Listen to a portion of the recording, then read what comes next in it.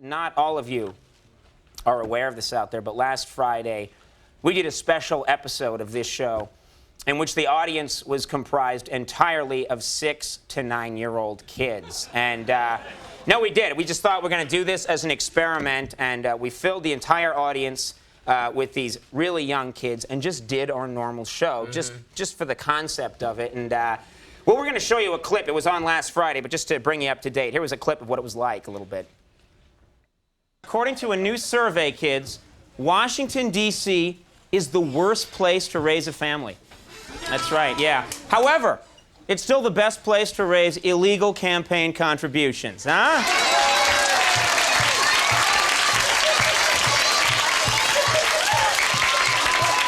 They love political humor. What can I say? Well, anyway, afterwards, this really happened. We really did this show, and afterwards, someone on the staff had the idea of bringing back some of the kids who were there at the taping and getting them to participate in a focus group about the show.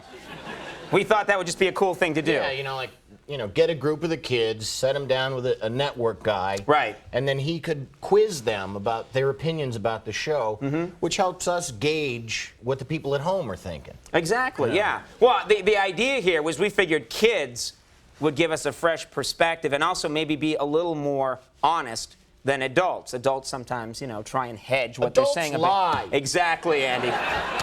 Adults are bad. They all lie.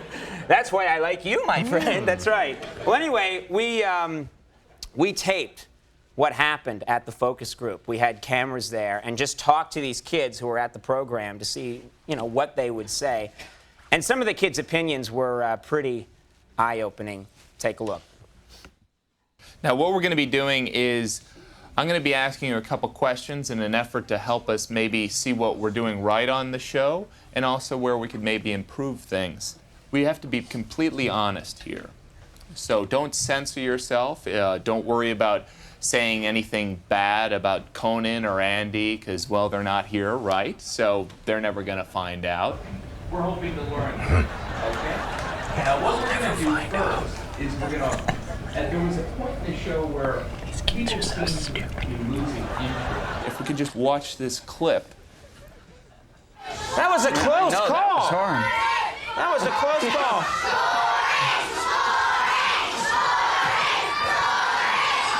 All right, okay, hold on. Now wait a minute. Daniel, whose fault was it that it was so boring? Was it Conan's fault?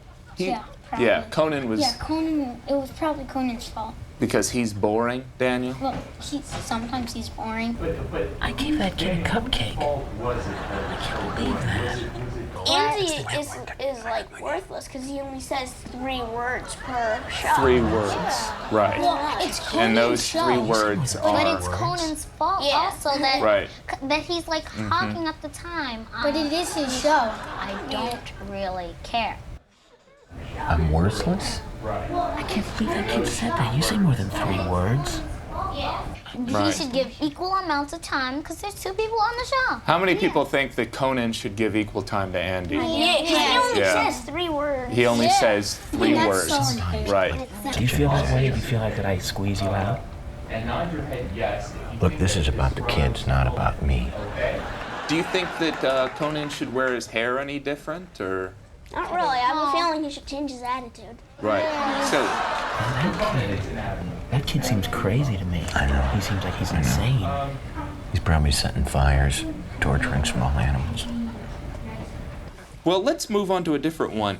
What I'm going to ask you individually is to rate Andy's intelligence 1 through 10. Kelly, first. Andy's intelligence 1 through 10. 10 being the highest. About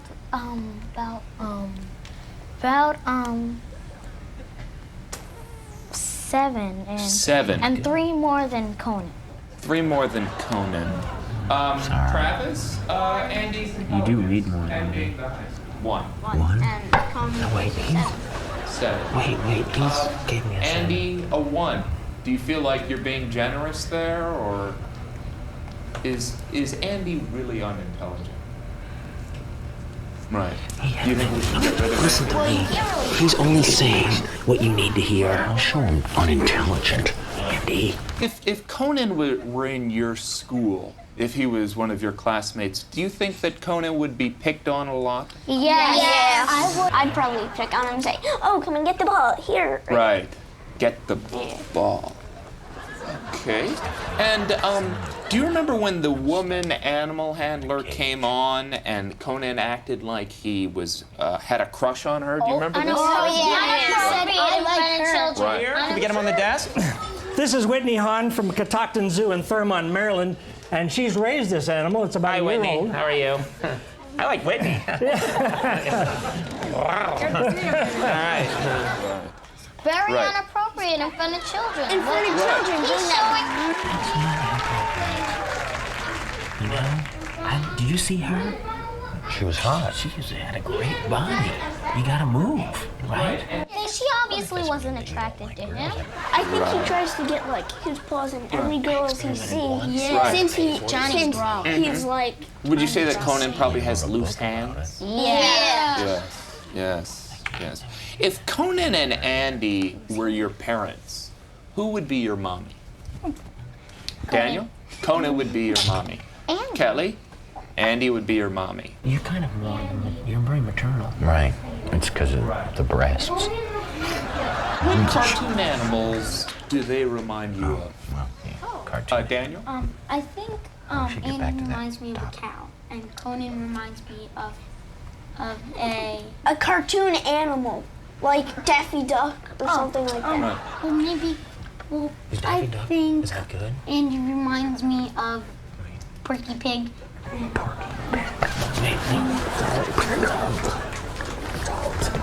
They like Porky Pig.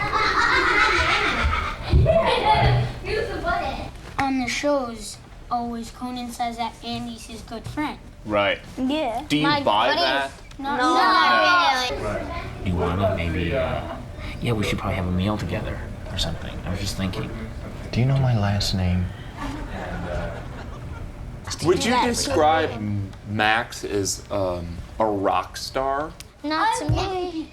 I don't think it's a good idea for him to wear glasses, like your glasses, Right. for him to wear glasses while he's playing. Because I saw him and he lost the beat when he was trying to push back his glasses.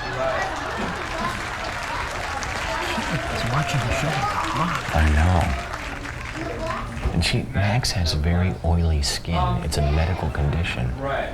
He can't wear contacts because even his eyes are oily. Right.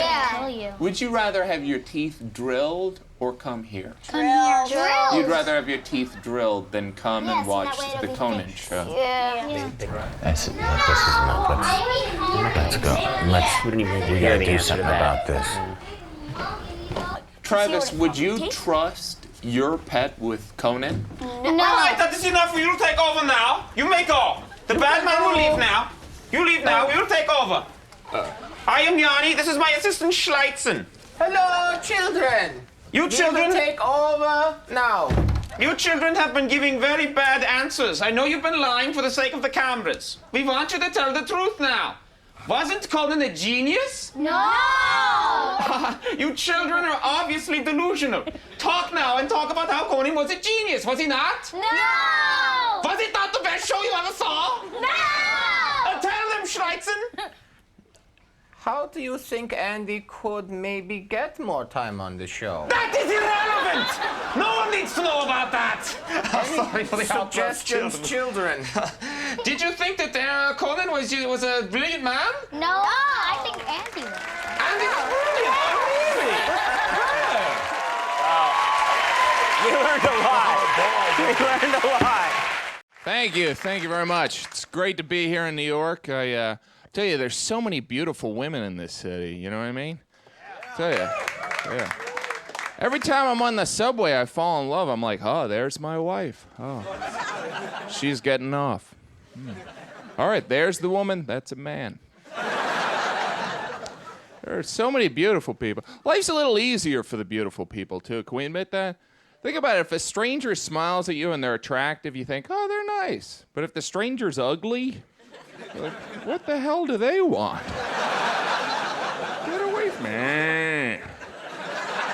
What are you, in a cult? Get out of here. Sometimes beauty's distracting, too. Like Halle Berry, she is so beautiful. But whenever she's in a movie, I find it hard to follow the plot. Like when she was in Monsters Ball playing that poverty-stricken woman, the entire time I was watching the movie, I was like, well, why doesn't she just become a model?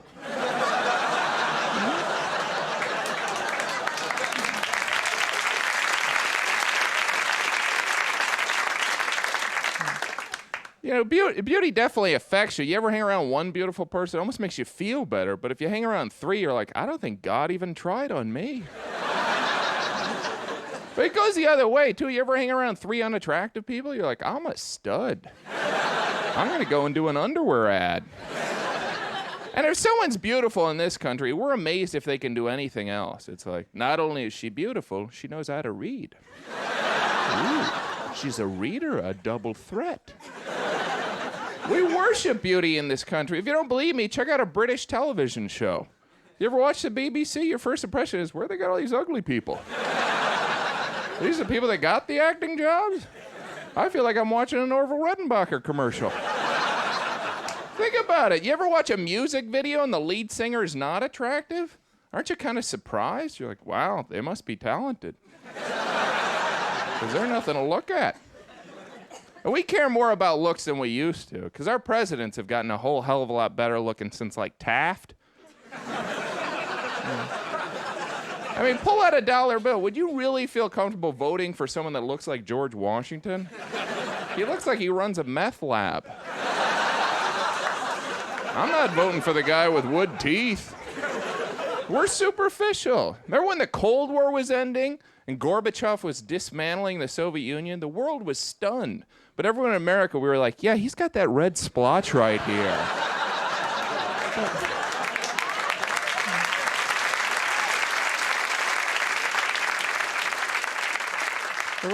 He's getting rid of nuclear war. Can he cover that up? Because it's distracting. I think it's interesting how our views on beauty change, too. You know, can you imagine if Mona Lisa went into a modeling agency today? You'd be like, oh, we're not looking for a janitor. It's in our language, too. When things are going to go bad, we say things are going to get ugly. How are ugly people supposed to respond to this? Huh? Doesn't affect me. We interview beautiful people, too. I love when they interview the supermodels, because the models are always like, when I was in high school, I went through an awkward period. Are we supposed to feel sorry for them? That's like going up to somebody from a starving country and being like, yeah, I know how you feel. When I was in college, I skipped lunch twice. I got to go to Burger King now. You ever go to one of those fancy restaurants where the whole wait staff's really attractive? Like you're supposed to think, oh, this must be a good restaurant. Our waiter could be a model. You think it would be the other way around. Oh, the food must be great here. Our waiter's fat as hell.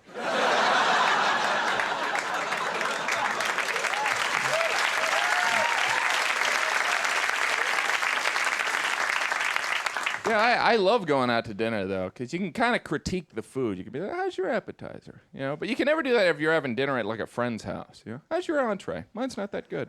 I don't think we're coming back here. Unless he gets a new wife.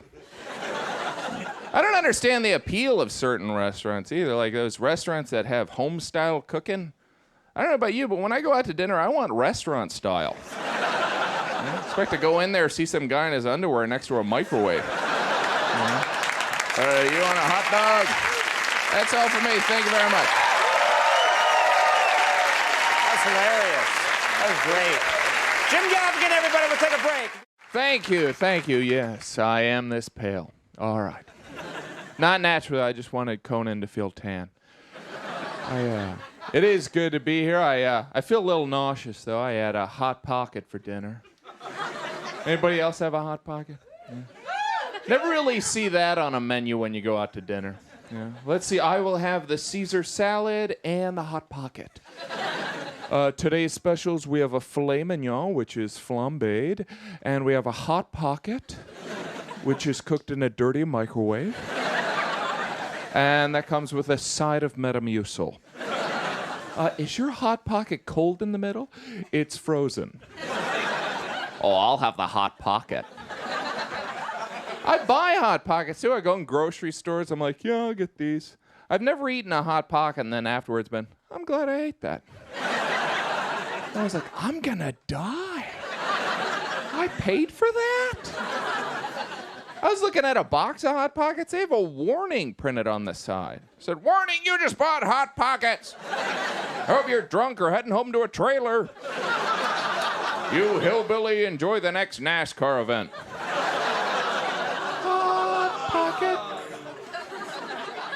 Hot Pockets haven't been around that long. How'd they come up with that? Was there like some guy in a marketing meeting 10 years ago? How about a Pop-Tart filled with meat? Johnson, that's disgusting. Get to work on it. Now they've got the vegetarian Hot Pocket for those of us that don't want to eat meat but still want diarrhea. Hot Pocket. The stuff should just come with a roll of toilet paper, yeah? Diarrhea pocket. Hot Pocket. You think they worked hard on that song? What do you got so far, Bill? Hot Pocket. What are we going to run in Mexico? Caliente Pocket. Hot Pocket. Sounds like a sexual disorder, doesn't it? Well, look, Bobby, sometimes when fellas don't go on dates, they develop what we call a hot pocket. Doesn't mean you're bad, it just means you need a girlfriend. You know who I'd love to see eating a Hot Pocket would be the Pope, huh? Does anyone look more tired than the Pope? You ever see the Pope on TV? He's like, ah! Poor guy, God's working him to death. Ah! Get up, you got 10 more countries to go to. Ah! You know you're tired when you can't support your head. Oh, is that hat filled with lead? Oh. The translator's like, he's not saying anything. I think he just said Hot Pocket. Wouldn't it have been weird if you went to high school with the Pope? You know, somebody did. Somebody sit at home watching TV in Poland. They see the Pope on TV. They're, wait a minute. That guy was a jerk. And now he's Pope. I got a swirly from the Pope. I think it would be great if you had a kid that ended up being Pope. That would be the ultimate bragging rights.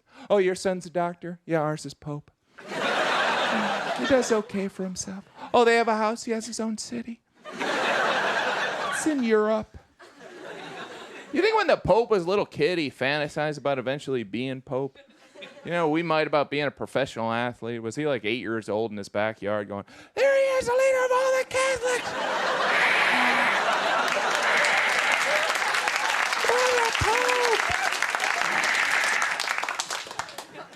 I was raised Catholic. My dad used to always volunteer me for the reading in church. I'd be like 6 years old. He'd be like, you'll be doing the reading. I'd be like, damn it. Never have my glasses, so I wouldn't be able to read. I'd be like, a letter from Peter to the apostage.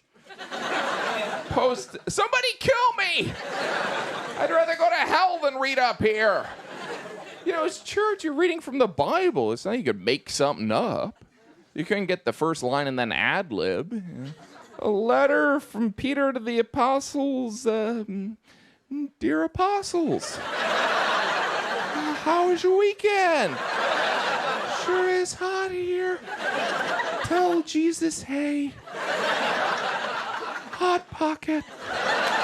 This is the word of the Lord. Thank you very much. That's hilarious. Jim Gaffigan, everybody. We'll take a break. We'll be right back. Thank you. Thank you. Thank you. Thank you. I am this pale. Thank you.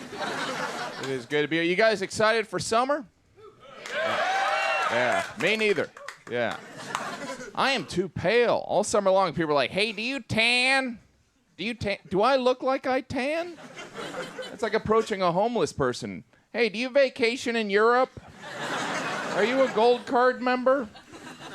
Don't get me wrong, there's no boost to the ego quite like the one you get from putting sunscreen on the top of your head. Oh yeah, ladies. Here I come. What's that smell? That's SPF 45 on my cabeza. That's disgusting. People always know someone that looks like me, too. They're always like, I know someone that looks like you. I never know what to say, you know? Well, tell them hi. Share their pain. Tell them to get Rogaine. I think it's the glasses, you know? You can't look that tough in glasses. Never see somebody push up their glasses and go, I'm going to kick your ass. Oh, yes, I am, but first I need to log on to this website.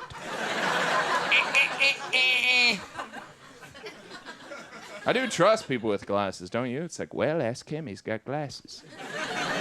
But if you're wearing your glasses like this, get away from him! Would you ever take directions from someone that looks like this? Where you gotta go? Well, why don't we take my spaceship? I gotta pick up Santa Claus anyway. Hey, favor for favor, you got change for a booger? A booger? That's disgusting. Is he gonna leave his glasses like that? The only advantage of wearing glasses is you can do that dramatic removal. You ever see that? My God. Holy Mother of God. I can't see a thing. It's probably why I wear them. This guy's a dork. I wonder if he's wearing a thong. I didn't wonder that. Now I do. You ever notice when people are thinking in movies, they're always chewing on the end of their glasses? I was like, if we give the alien a cold. You know what they're really thinking? This tastes like wax. I gotta get a Jolly Rancher.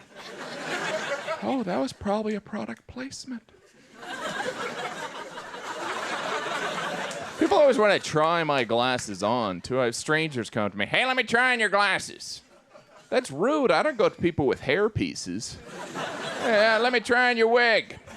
Yeah, I feel like it. Let me sit in your wheelchair. Oh, my God. You are so crippled. Let me check out your respirator. Stop shaking. Well, now's no time for a nap. Someone died in that joke. That's sad. And glasses are so expensive, you know? And the people that sell them always seem to be a little pretentious to rationalize the cost. They're always like, oh, what would you like your glasses to say? What would I like my glasses to say? How about I got a big one? Are there any that say that? I bet you he does have a big one. I didn't think that. Now I do. I do have horrible vision. You know you have poor vision when you catch yourself waving to a statue? Oh, hi, Jesus. How are you? Just checking in. And when you have poor vision, you'll just casually describe yourself as blind, too. You'll be like, I am so blind. I'm so blind. Yet you would never do this in front of an actual blind person. I am so blind. Not as blind as you. It's not all darkness. I'm still allowed to drive. What if someone was legally blind? What if someone was illegally blind? When did vision become a legal issue? Was there someone on Capitol Hill going, forget about gun control, we got bogus blind people to deal with their fake dogs and their rubber pencils, and making a mockery of our blind populace? That doesn't even make sense. I'm also going bald, but I like to think balding is just God's way of saying, now let's see you get laid, huh? You were really white and blind before, now we're gonna make you bald. I am bald, blind, and pale. I'm like a gigantic recessive gene. Wouldn't surprise me if I woke up tomorrow with a tail. Oh, great. Have you seen the comic with the tail? He's delightful. That is all for me. Thank you very much. I'm paler than you. No, I'm paler. Jim Gaffigan, everybody. We'll take a break. We'll be right back. That was hilarious. Thank you. Thank you. Thank you. That is so insincere. Thank you. It is good to be here. I had a relaxing day of doing nothing. That is the best. You can't tell people you do nothing, though. They're like, we went hiking today. What'd you do? I didn't do anything. Oh, well, you could have come with us. I'd rather die. That's why I love staying up late. There's no pressure to do anything. It's 2 a.m. I'm not going to do laundry like a weirdo.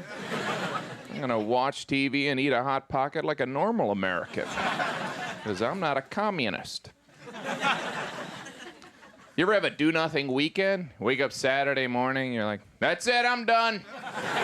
I'm not shaving, I'm not showering, I'd pee in the bed if I could. I gotta get me a bedpan or something.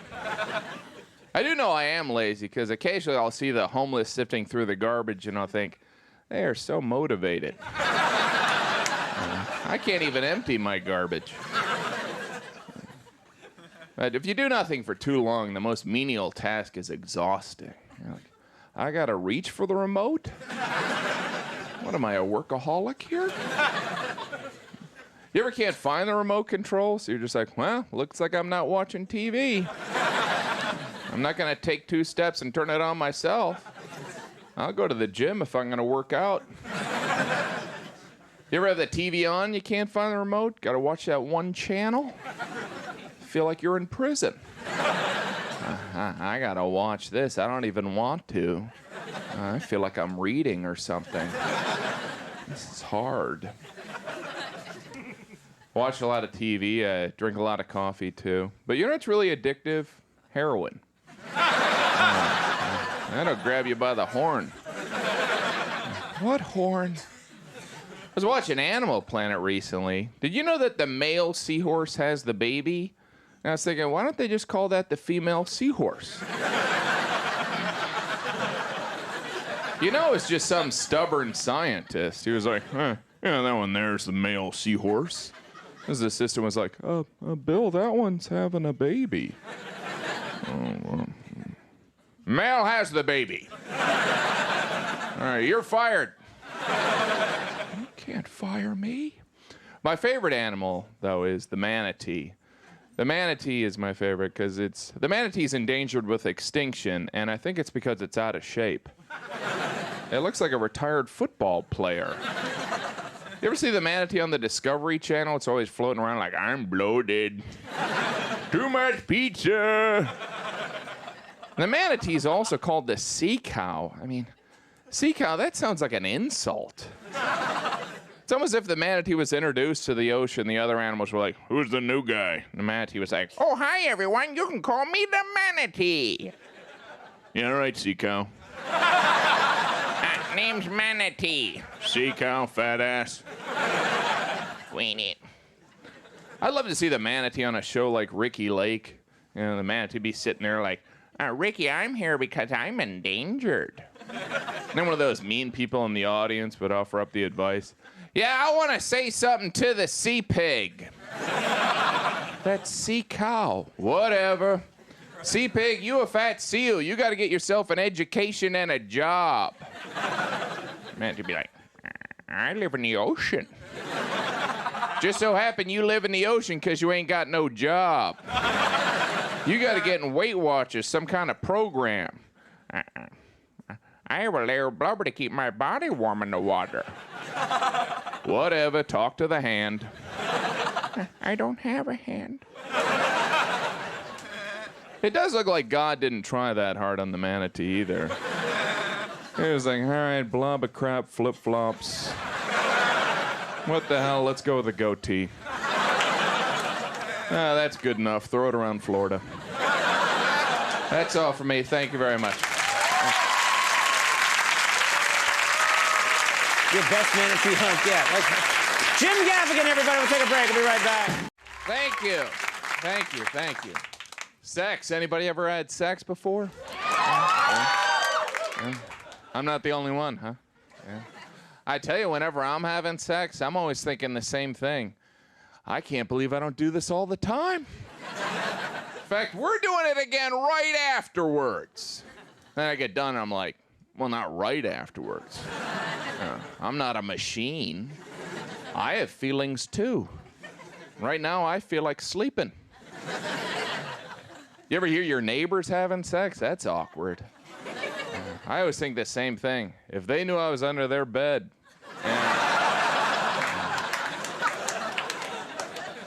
You do have to be careful whatever you say when you get done, too. Yeah, you can't get done making love and be like, your sister's beautiful. That's a no-no. My wife, she always wants to discuss things afterwards. She's always like, what was your favorite part of making love? Probably the last 4 seconds. That was a climax for me. Yeah. Why do we have to talk about it? We were both there. Remember, I was a sweaty guy. I bet she does sweat a lot. My wife will wake me up. Why aren't you cuddling me? I was asleep. How selfish of me. Don't you want to cuddle? Not really. We argue all the time. Every couple argues. You know, whenever you see another couple argue, aren't you always like, that's sad, they don't communicate like us? Oh, that's right, you're not talking to me.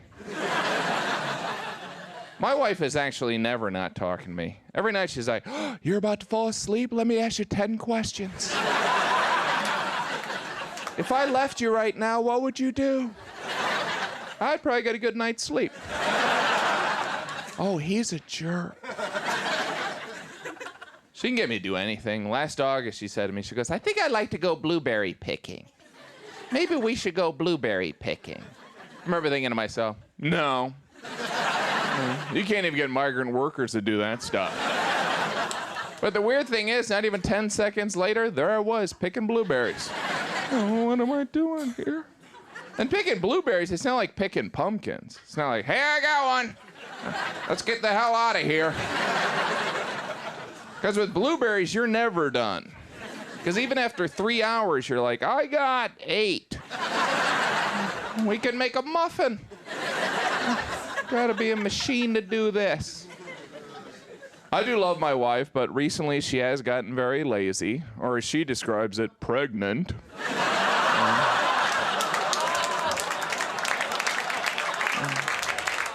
I'm 9 months pregnant. Doesn't mean you can't move those cinder blocks.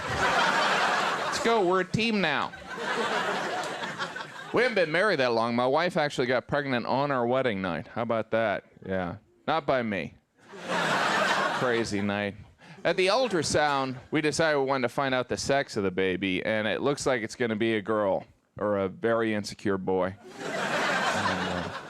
Pregnancy is an amazing sacrifice. Occasionally my wife does complain. She'll be like, I'm tired, I'm cold, I'm hungry. Let me back inside. Move those cinder blocks and I'll let you back in. A deal's a deal. To be fair, I could never be pregnant, because I don't have a uterus. But even if I did have a uterus, I don't think I could ever, have sex with a man. Because that's disgusting. Unless he looked like me. Then it'd be hot. Some gym on gym action. That would be taboo-rific. Well, that is all for me. Thank you very much. That was great. Jim Gaffigan, everybody, will take a break. Thank you. Thank you. Thank you very much. I'm not sick. I look like this. It's good to be here. Did you have a good holidays? Yeah. Did you? Yeah. You have to admit, certain parts of the holidays are kind of weird in hindsight, like the Christmas tree, that's a strange tradition. We go out and we chop down a tree and we put it in our house. I mean, that sounds like the behavior of a drunk man. Some woman wakes up, honey, why is there a pine tree in our living room? I like it. We're gonna decorate it for Jesus. Then I'm gonna hang my socks over the fireplace. Fill them with candy, maybe an orange. And then I'm gonna pee on the couch. Some people go so far as they decorate their yard. That seems completely backwards. Okay, we'll take the lights from in here, we'll put them in the yard, chop down that tree, bring it in here. I really got to get a job. The yards are beautiful, all lit up, but whenever I drive by, all I think is like, wow, they got money to burn. We should rob that place. They got so much stuff, it's pouring out of their house. It is fun getting the presents and all. It can be stressful opening them. I can never time that fake enthusiasm. I was opening a present, I'm like, this is great. This is awesome. Thanks. I can't believe we're still giving clothing as a present. Yeah. Because whenever you give clothing, whenever you get clothing as a present, you always open up and you think, not even close. The person that gives it's always like, you can take it back if you don't like it. That's all right, I'll just throw it out. Don't give me an errand. Hey, Merry Christmas, why don't you head to the mall for me?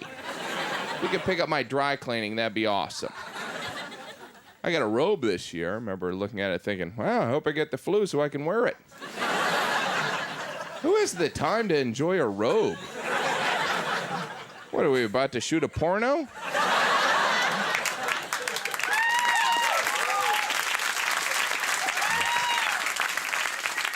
Robe's kind of a strange piece of clothing when you think of that. How'd they come up with that? Was some guy like, hey, I got an idea. Why don't we make a coat out of a towel? Why don't you work on that? Be like a towel coat. Be like a belt that goes around, you stick it in the toilet. It'd be like wet. We could sell it wet. Be great. There's a gamble when you give a gift. Statue of Liberty was a gift, big, beautiful statue, gift from the French. And it's a good thing the statue's beautiful, because if it was ugly, that would have been awkward. The French would have come over. Where's the Statue of Liberty? That's in the desert in Arizona. We thought it really complimented the desert. Would have been even more awkward if we re-gifted it. Where's the gigantic statue? Well, Japan was having a birthday. And she was wearing the kimono. So we thought. My wife's family, they don't exchange presents. I mean, they don't exchange gifts. They exchange greeting cards, which I think is a cool idea. But the greeting card thing is kind of peculiar when you think about it. We go out and we buy a card that already has stuff written in it. That's something I'd say. I'll just add my name. There you go. You like what that other person wrote in there? Took me like 10 seconds to find it. It'd be okay if it was something profound, but, the only thing that's written in there is like, Happy Holidays. Couldn't think of that yourself? Hey, I'm not a poet, buddy. My favorite gift I've ever gotten, though, I think, is a flask. Because when you give someone a flask as a gift, really what you're saying is, hey, you seem like a drunk on the go. You strike me as me. That is all for me. Thank you very much. Hey! That was amazing. Thank you, as always. Always funny. Jim Gaffigan, we'll take a break. I just had some bacon. Anybody ever have bacon before? It's good. Oh, my greasy lover, bacon. It's the best. You want to know how good bacon is? To improve other food, they wrap it in bacon. If it weren't for bacon, we wouldn't even know what a water chestnut is. Thank you, bacon. Sincerely, Water Chestnut III. And bits of bacon are like the fairy dust of the food community. Huh, you don't want this baked potato? Bring! Now it's your favorite part of the meal. Not interested in a salad? Bibbity bobbity bacon. I just turn it into an entree. But once you put bacon in a salad, it's no longer a salad. It just becomes a game of find the bacon and the lettuce. It's like you're panning for gold. Eureka! There is something dishonest, though, about putting bacon in a salad. It's kind of like smoking while you jog. I want the BLT, but I'll just get a salad with bacon and tomato. So you put it between two pieces of toast and stick a toothpick through it. That'd be great. It's amazing the shrinkage that occurs with bacon. You start with a pound, you end up with a bookmark. I never feel like I get enough bacon. At breakfast, it's like they're rationing it. Here's your 2 strips of bacon. I want more. More bacon!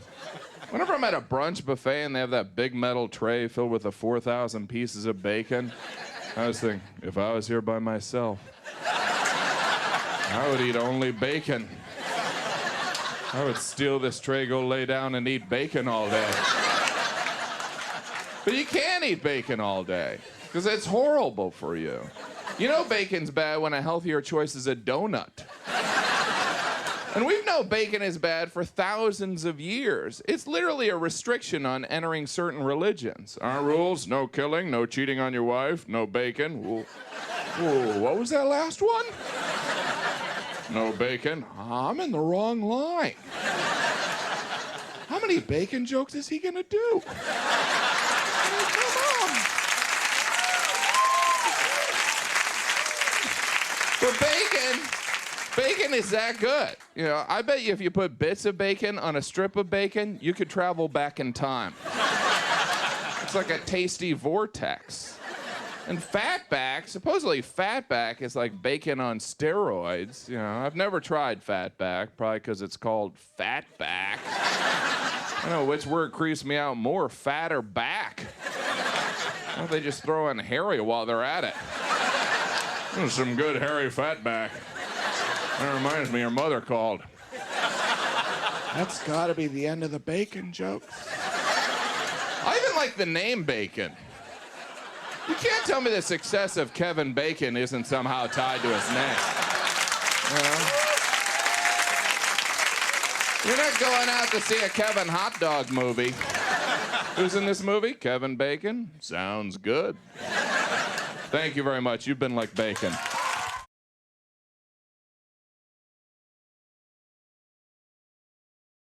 Thank you very much. Thank you. Oh, he's a pale fella. I didn't know he was gonna be that pale. Oh, that shirt looks like a tablecloth. Oh, he looks like he eats a lot of candy. I have gained some weight, but most of this is the stomach implant. Occasionally I'll regret it, like when I'm talking to a woman and I will catch her staring at my belly. I'll be like, hello, I'm up here. Not some piece of flab for you to oogle at. I don't care if I'm in a tube top and I'm rubbing cocoa butter while I'm riding a unicycle going la la la la. That was the worst impression of a unicycle I've ever seen. It's like he didn't even try. Starting to realize I'm a pig. You know you're a pig when you eat something that tastes horrible, but you don't notice till the last bite? This wasn't even good. I'm gonna have to eat something else, get rid of that flavor. You ever eat so much you feel sick? Isn't that the best? Yeah. Then you feel like a real American. That was strangely patriotic.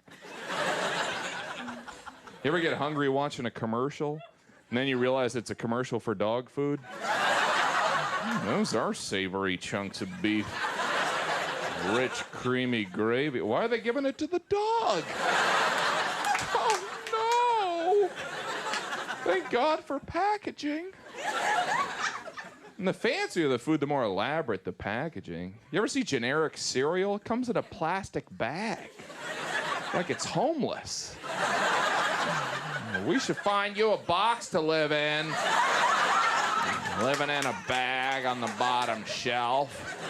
That ain't right. I'd buy the generics. I always feel like I have to explain to the cashier, though. I'm like, yeah, these generics are for like a cheap neighbor of mine. I get all my groceries from Sharper Image. Sky Mall. No one buys anything from Sky Mall. Do love the grocery store, those free samples. It's always a little awkward after you have the free sample. You're like, ooh, sausage, oh. Well, see ya. Sucker. And when did we have to become members of all these grocery stores? Are you a member of our secret club? I'm just getting Doritos. Well, that'll be $4,000. Where you can join our club. I can't come to a lot of meetings. He talks a lot about food. We love our food in this country, don't we? And we need our food fast, too, you know? Yeah, there you go. That's why we love those value meals, really. It's just, just have to say a number. 2! Go and get it. Soon you won't even have to speak, it'll just be a noise. All right, I'll supersize it. All right, that is all for me. Thank you very much. Thank you, thank you, thank you. Ooh, pink shirt, that's bold for a fat guy. It is good to be here. I'm trying to be more responsible. I'm a father now. Thank you. Thank you. That's right, I became a priest, and I have a daughter, 22 months, son, 4 months, both gay. Love my gay babies. I tell you, 2 kids under 2, it is exhausting watching my wife do all that work. She should get some help. This guy's a jerk. I have a son, you have the boy, you have to deal with the circumcision question. You know, men love that word. They're like, can you talk about something else? Like prison rape, anything? It's a scary word. I looked circumcision up in the dictionary. It just said, ow! Look up a different word, ow! It's a tough decision for a parent. Do you put your newborn son under an enormous amount of unnecessary pain, or do you have a kid with an ugly penis? This guy is disgusting. Circumcision, it started as a religious tradition, but how'd they even come up with the idea? Were a bunch of religious leaders gathered like, all right, how should we honor God? One guy was like, I say we don't eat pork. I don't know, I like bacon. Anyone got anything else? What if we cut off part of our penis? So no pork. We could do the fake bacon. My wife told me that in the Bible, Abraham circumcised himself. What? I can't even get to the bank before it closes. Circumcised himself. Have you seen what people do when they cut their own hair? Yeah, I cut my own hair. Oh, we can tell. Yeah, saved on money. You're going to save on friends, too. Yeah, Abraham circumcised himself. Yeah. God told him to do it. Would have loved to have overheard that conversation. Abraham, oh, hey, God, how you doing? I need you to do something for me. Sure, whatever you want. I mean, you're God. I need you to circumcise yourself. I think we got a bad connection here. Can you send me an email? Are you on MySpace yet, God? I know Jesus is on there. He's in my top 8. How did Abraham tell his wife, you know? Maybe he didn't. Maybe he was just getting out of the shower. She was like, what the hell have you done to yourself? I can explain. God told me to do it. If God told you to jump off a bridge, if God told you to kill our firstborn, would you do it? Actually, I have to talk to you about that last one. That's all for me. Thank you very much. Good man. Always good. We'll have more with Jim Gaffigan. We have a special new episode of Pale Force, so stick around. Thank you, thank you. Oh, really, that is so insincere. It is good to be here. I went to the drugstore today, which is always hard for me because I hate people. I always get stuck in that line where they're training the cashier. And suddenly I become a volunteer in an instructional video. Well, I guess I'll play the annoyed customer. Like, I love the people that work in the drugstore, though. They always have that attitude like, hey, I'm just here till I can get arrested. Then I'm going to lead the good life. Fascinating place, the drugstore, when you think about it. I remember when they just used to sell drugs and shampoo. Now you're like, well, I got a prescription. I guess I'll get some ice cream. Garden hose and these Dora the Explorer plates. There's like a weird social hierarchy of people that work in the drugstore. There's the people that work on the floor that are waiting to be fired. then there's that pharmacist in the back in the glass cage in a white coat like he's the wizard. You ever get a prescription filled? You always feel like you're inconveniencing the guy. He's always like, what do you want? I was working on my time machine. I need these pills. Yeah, it's gonna be like 5 hours. Why don't you go and sit on that metal chair across from the condoms? You ever sit on that metal chair? It's humiliating. You're always like, what kind of disease does he have? I got a lot of them. I'm just sitting across from the condoms. When did condoms become an impulse item?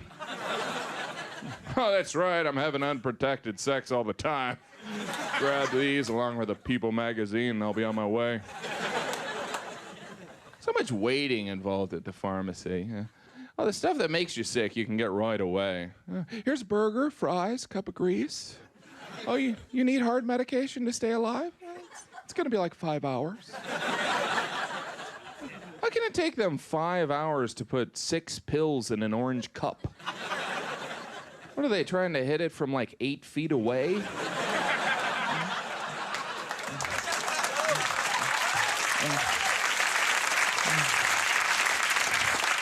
Tell the lady to come back. All right, well, that is all for me. Thank you very much. Thank you. Oh, he is pale. Oh, I didn't know Santa had a baby. How does he know when he's sick? It is good to be here. Having a good Thanksgiving? Yeah. Did you eat a lot? You know Thanksgiving's about overeating, because one of the main dishes is actually called stuffing. Stuffing? What names did they pass on? Cram it in? Eat till you can't breathe? Stuffing. Am I the only one that's a little freaked out by the fact it's being cooked in a dead animal? How's that supposed to be appetizing?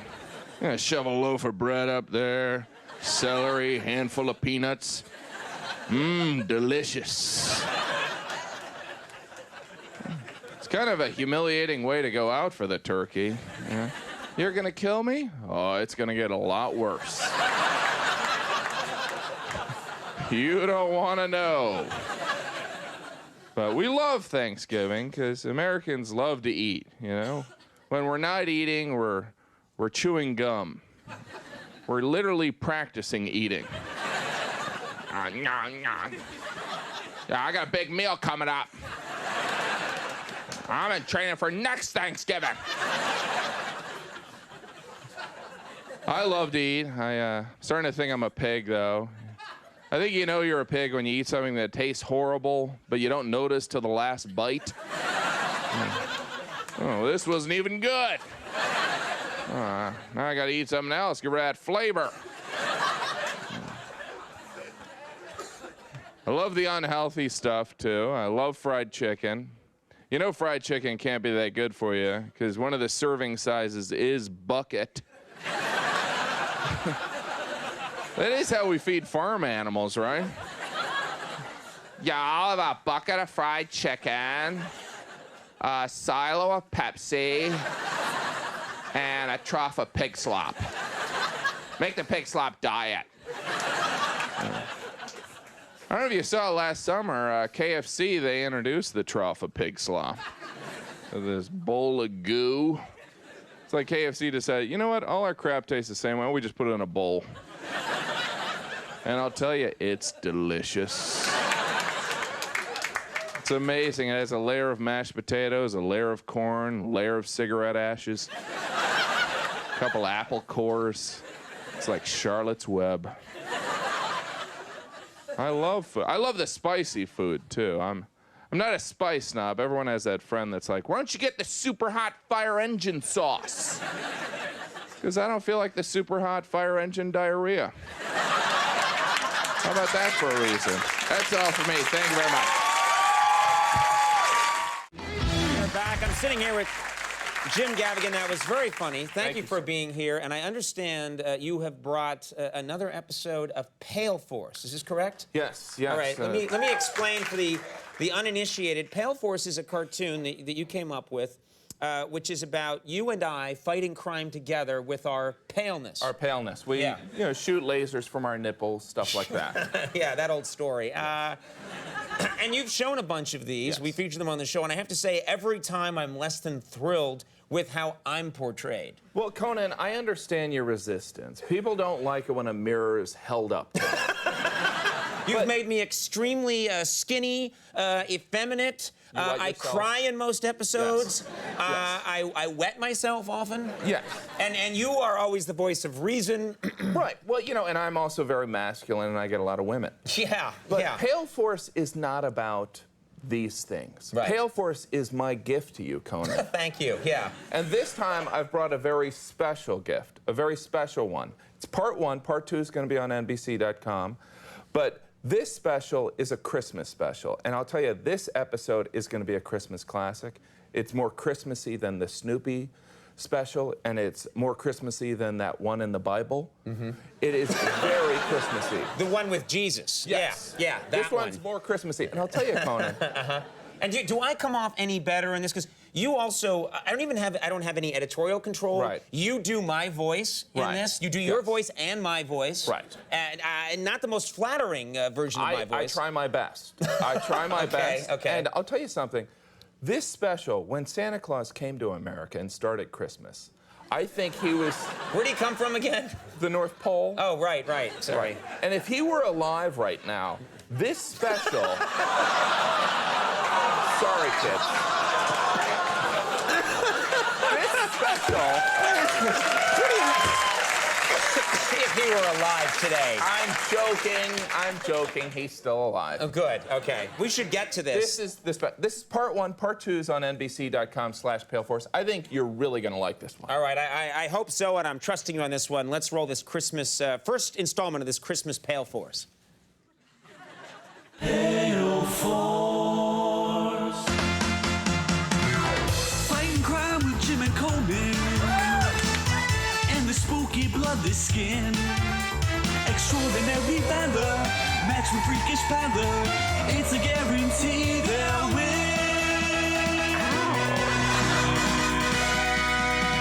Stun you blind and make you a cripple. They're shooting lasers out from their nipples. They're giving us a much safer nation. Their eerie lack of skin pigmentation is filling bad guys up with remorse. It's Pale Force.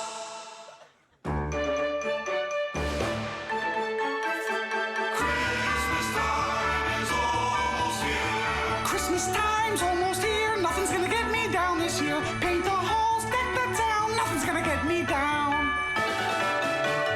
Christmas time is almost here. You there, boy.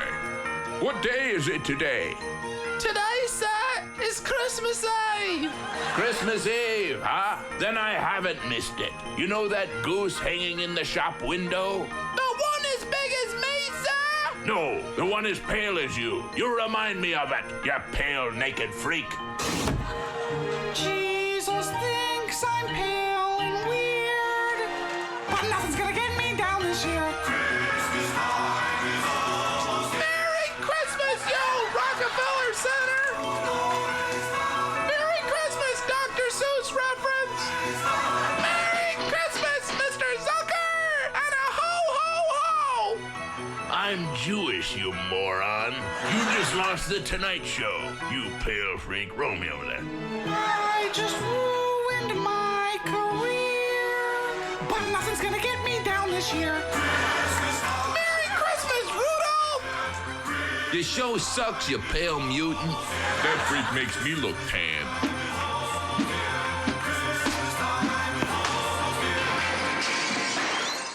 Oh, they're right. I'm nothing but a pale freak. Hey, what's the matter, little girl? Why are you crying? Why are you so pale? You look like some kind of angel. Are you an angel? No, I'm just a pale freak that nobody likes. Well, why don't you jump off the bridge and kill yourself? That's what I'd do, you pale freak. Maybe Jimmy Stewart's right. I wish I never was pale. What the? It is, Conan. You wished you never were pale. I'm tan! Oh boy! Not so fast, Conan. Let's take a look at what your life would have been like if you were never pale.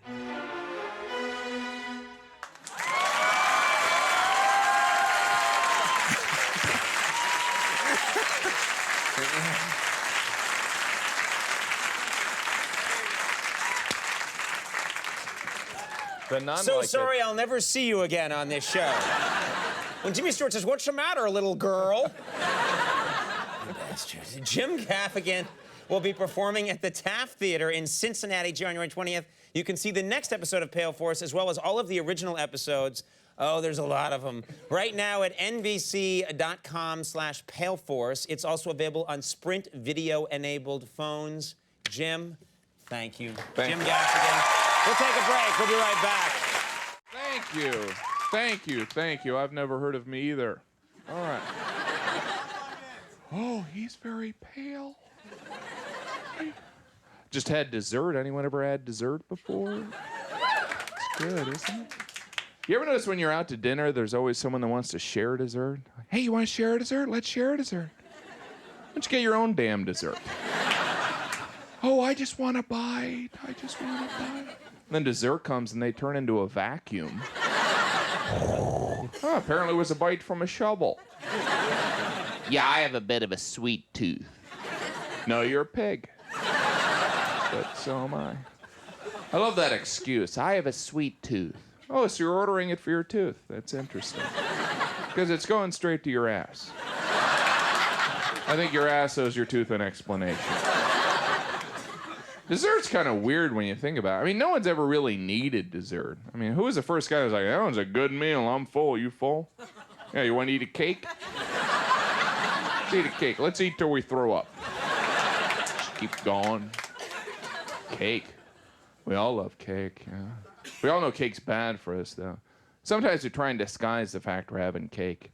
It's breakfast, I can't have cake. I'll have a muffin. You know the difference between a cake and a muffin? Nothing.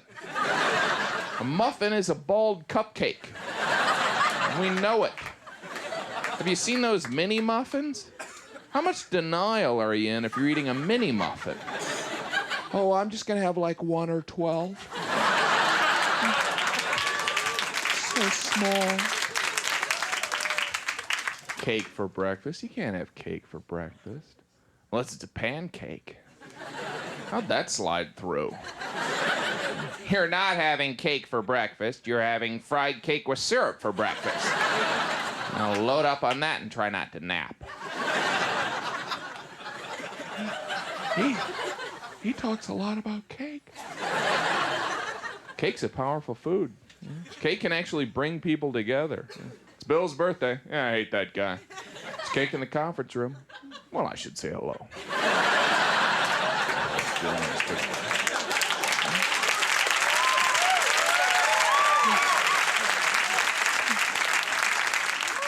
Admit it, you know, when you hear the song Happy Birthday, all you're thinking is, I'm getting some free cake.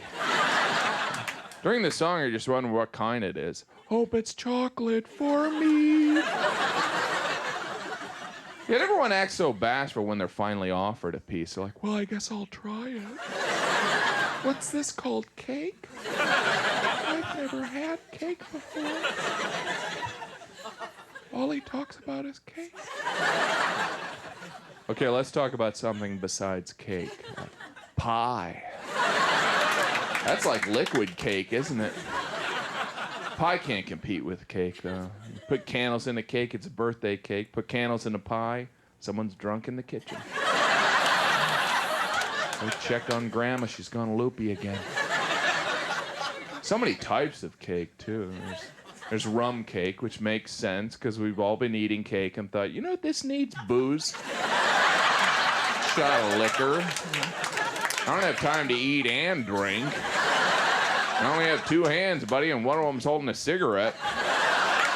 Meet me halfway. There's fruit cake. That's a bit of a disappointment. You'd think that would be better. Fruit, good. Cake, great. Fruit cake, nasty crap. Have you tried fruit cake? I don't even think that's fruit in there. You're like, What is that, a Skittle? Just bit into it. What is this, a seed? What's this, a treasure map? All right, that is all for me. Thank you very much. That's hilarious, as always. Jim Gaffigan, he never fails. We'll take a break.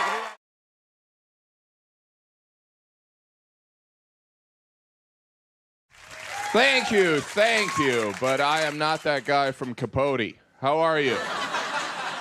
It is good to be here. I just used some ketchup. Anyone ever used ketchup before? It is the king of all condiments. I do wish I was there when they decided on the size of those ketchup packets. You know, I'm not saying I need a gallon, but maybe enough for more than one fry. I always end up opening 20. I look like a heroin addict. I'm gonna party once I get set up here. Once after a show, a woman came up to me. She was like, I can never do heroin. I don't like needles. Really? That's the only thing holding you back? Not the complete destruction of your life, just the needles? Ketchup is kind of like my heroin. You know. My wife thinks I'm trash because I use a lot of ketchup on my sushi. And I find it gets rid of the fish flavor. But really, when you are using ketchup, you're saying, this food is so good, I want it to taste like something else. Ketchup. But if you're using ketchup, you know you're eating something bad for you. You know, you never put ketchup on anything healthy like broccoli or asparagus. Ketchup is literally the accomplice of bad eating. Hey, buddy, why don't you get fries? You get fries, I'll help you out. Why don't you get a burger, too? Oh, you're going to get a salad? Yeah, I got to go. I don't get along with lettuce or carrots or onions. Well, you deep fry the onions, I'll swing by. How about those people that don't like ketchup? The terrorists? We should get them, huh? If you think about it, salsa is like the Mexican ketchup, and marinara is the Italian ketchup, and British food is terrible. Thank you. Actually, vinegar is the British ketchup. You know. How bad is your food when adding vinegar improves it? You know what I use vinegar for? Cleaning windows. I've never cleaned a window in my life. Boy, he likes ketchup. The upside-down ketchup bottle. You know, do you think it's a little embarrassing how long it took us to come up with the upside-down ketchup bottle? I mean, it was just 6 months ago. Some guy was like, you know, we only use it like this. Well, why don't we just put the cap on the bottom? History is not going to be kind to this generation. Well, they weren't that smart. They still had the ketchup cap on the wrong end. No wonder they voted for Bush twice. All right, that is all for me. Thank you very much.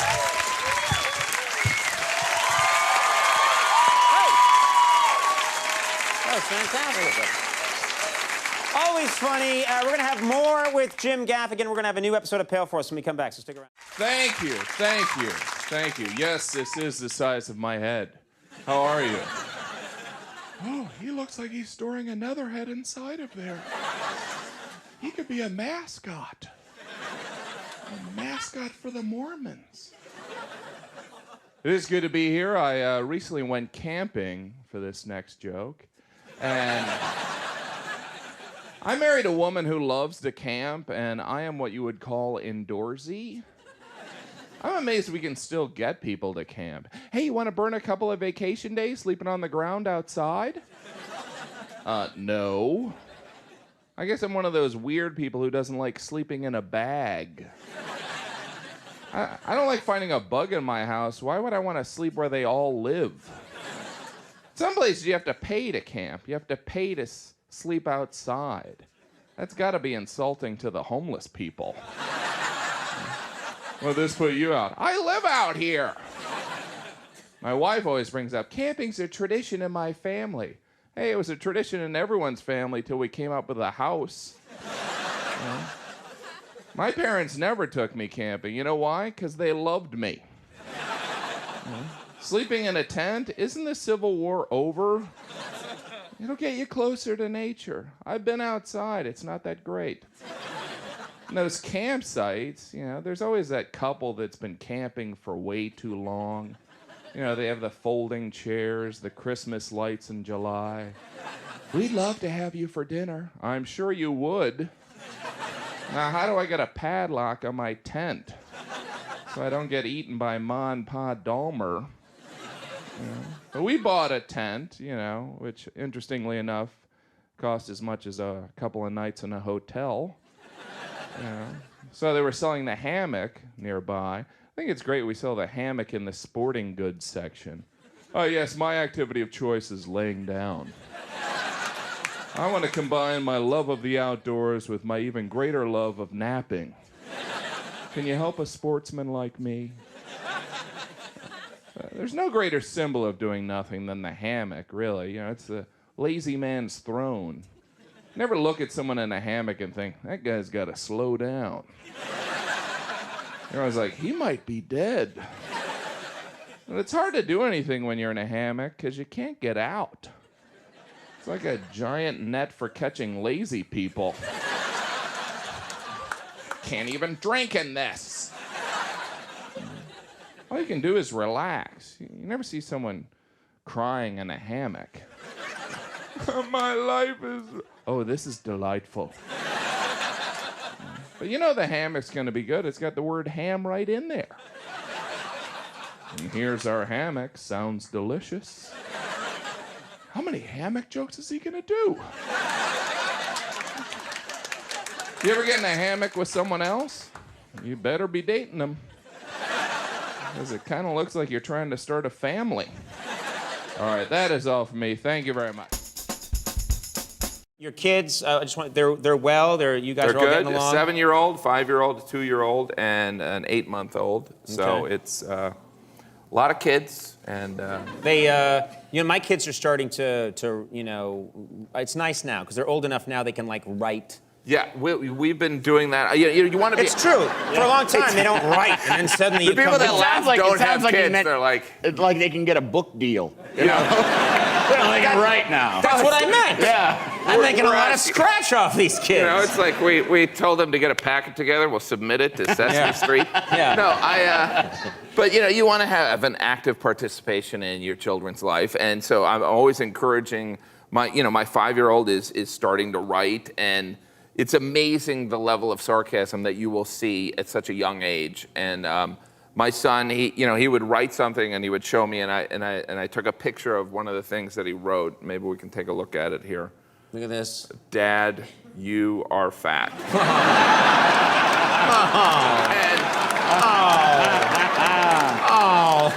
And but the thing is like, it's not like I'm not fat. And, but I love the sarcasm, and, so we've been working on it, and so we have made some improvements. You've made progress? We've made some progress. We can take a look at where one of us, Dad is fat. I mean... He's doing much better. First of all, it's gone from like a text message to a complete sentence. Yeah. And it's very legible now. Yeah, it's good. It's all caps. He's yelling it. I'm impressed by it. I'm sure you're taking a lot of photos lately, is that right? I think our whole culture, we have to settle down with the picture taking. We take pictures of everything, and it's like we act like we're capturing history. Unbelievable, the cat's taking a nap. Let's take a picture. It's because we have the cameras on our phones. Do we need that? It's not as if 10 years ago we were like, I wish I could take a low-quality photo of my dessert. Post it on my Twitter page. If only. And we have all these photos now, and it's like, I don't know what we're supposed to do with them. I mean, except for make our computers run slow. I have more pictures of my children than my father ever looked at me.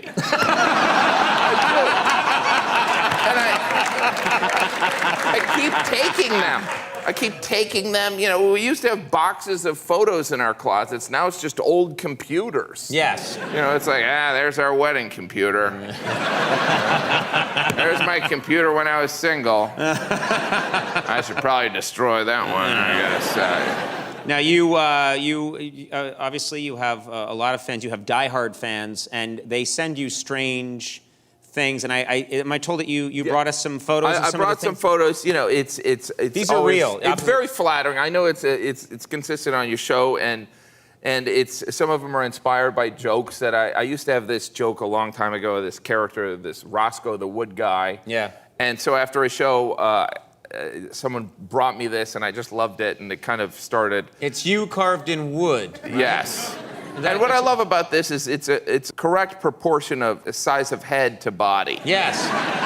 You and I, obviously, we did a cartoon collaboration called Pale Force. Called Pale Force. Actually, it was you dragging me. Yes. I never. Still bitter you never gave me a creative say in how I was depicted. You know, look at that. Look how you decided how you're depicted. That's a pretty fair representation. Yeah. I mean, I don't have a beard. You're right. So, but otherwise, that's spot on. And of course, Pale Force was the idea of Paul Noth, who's a friend of mine, who's a cartoonist at the New Yorker. But this is my favorite gift that I've received from people that have come to shows, and I wanted to show you. This is from, I received this, I believe, in Kansas City, and this is... Sock Monkey, The Sock Monkey Pale Force. This is if you can hold that, this is me. This is you, very and then, heroic. she did Conan. And I think it's... Why am I wearing ballet slippers? She was trying to butch you up a little bit, I think. Man, we are out of time. So nice to see you. It's good to see you too. We miss you in New York. Oh yeah? But that's sort of that's right. I've been living here in L.A. and all of us here at the show have for a couple of years. How do you like New York? I mean, I love visiting California, but what do you own a sunscreen company out here? How would you exist?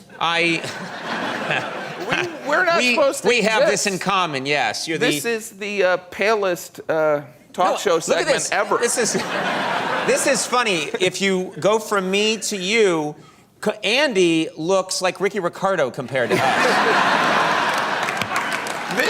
You're what, Norwegian stock? No, it's Swedish German, but I think a Roman soldier might have messed around with somebody.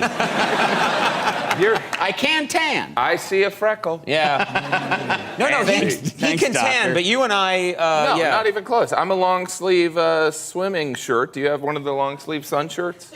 Yes. There's nothing like what that. Do I have one?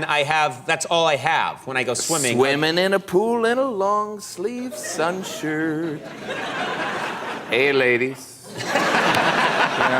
Everyone looks at you like, did that guy fall in? That is the worst suicide attempt I've ever seen. That pool is 4 feet deep. It's all glamour. No, it is true. I put on the long sleeve shirt and the hats. You can't. There's no cool sun hat. There is no cool sun hat. Yeah, it's brutal. But it shows you an example of what you will do for your children. I mean, I would never go outside if I didn't have kids. Right. What's that for? Yeah. There's no TV outside. There's no reason to go out there. There's no reason to go out there. The only window I look out is this fake one right here. Speaking of kids, you've a very long, successful marriage. Your wife, who I've met, beautiful Jeannie, and your kids are great. What's your secret? What do you think is the? Well, the secret is that I'm a great guy. No,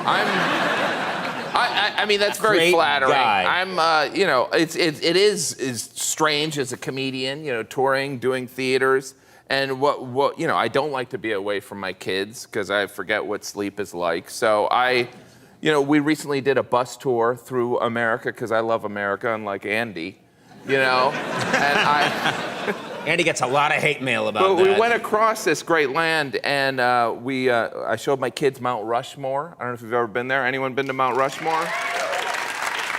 That's the most applause I've ever heard for Mount Rushmore. And not a popular. well, it was pretty. You know, it's pretty spectacular. And I took a look, and then I realized it was just, you know, 4 heads carved into a mountain.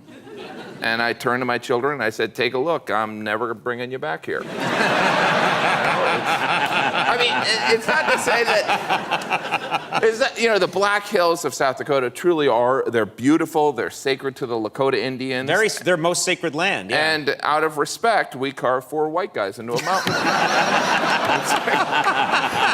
This land is sacred. Yeah, we'll be done here in a second. These fellas were all about freedom, especially the 2 guys that owned slaves. You know,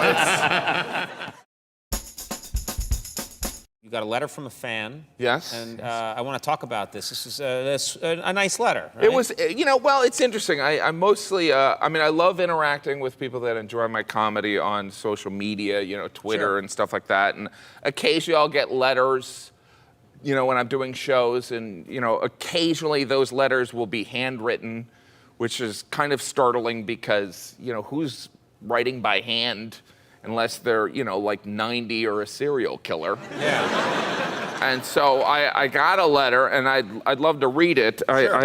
I have it here, and it's, you know, it's pretty scary. So just here I'll read it. This is a real letter. Okay. This is a real letter. I really got this. Hi, my name is David. I'm adding a voice. Okay. I don't know what the person's voice. I wanted to see you live, but my mom said I was too young to go to the casino. I also saw your kids' video. I would have thrown candy at them. We also listened to you in the car. I think you are funnier than the news. Sincerely, David. P.S. My dad is fat too. You know, so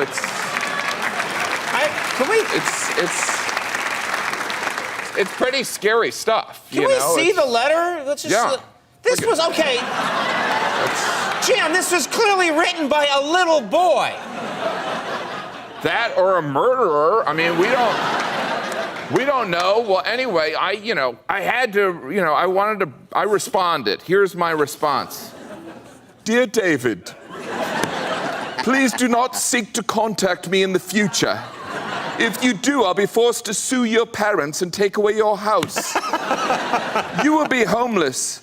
I forwarded your letter to the FBI. Please do not attempt to contact me in the future. I know when I'm being stalked. Love, Jim. Please find enclosed an autographed copy of my book, Dad is Fat, which is available at Amazon.com and BarnesandNoble.com or on iTunes or at a local bookstore. All of these links are available at JimGaffigan.com. Oh, God, you're the worst. I don't know. And He's you know a what? little boy. I hired a private investigator. You know who this David was? It was David Blaine. No, it wasn't. It was David Blaine. You're a liar. It was. You're and you know what? I'm on to you, Blaine. You're a terrible liar. It's a true story. That's not a true story. Now, your kids, speaking of your book, reviewed your book. Yes, they did. They did. Before I put them up for adoption. And I have 5 kids. You have 5 kids. That's a lot of kids in this. That's a lot of kids. I'm one of 6, but that was a different era. That was the late 19th century. Big families are like waterbed stores. They used to be everywhere, and now they're just weird. Yeah. You know, people don't get it. Yeah. So we actually have a clip of your children doing kind of a book chat where they review your book. They do. They do. Should we take a look at this? Yeah, now? I'd love to see it. Let's take a look. Great. Today's book is Dad is Fat by Jim Gaffigan. Gaffigan, we have the same last name. This is Jack Gaffigan, who wrote the title of Dad is Fat. Jack, what inspired you to write the title? My dad's fat. Katie, what do you think of your father writing this book? I think his name was Dad is Fat. Michael, do you think your dad is fat? Fat. Alright, he is fat. This is Patrick Gaffigan. Let's get right to it. What do you think of your dad's book?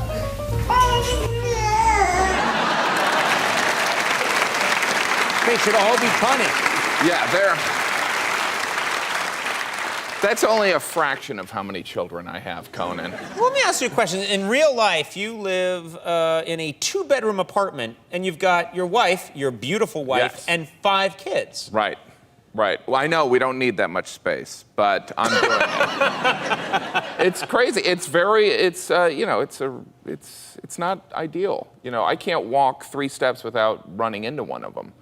And, 12 years ago, I couldn't get a date. And now there's babies literally crawling through my apartment. It's like I left peanut butter out or something. I don't know what happened.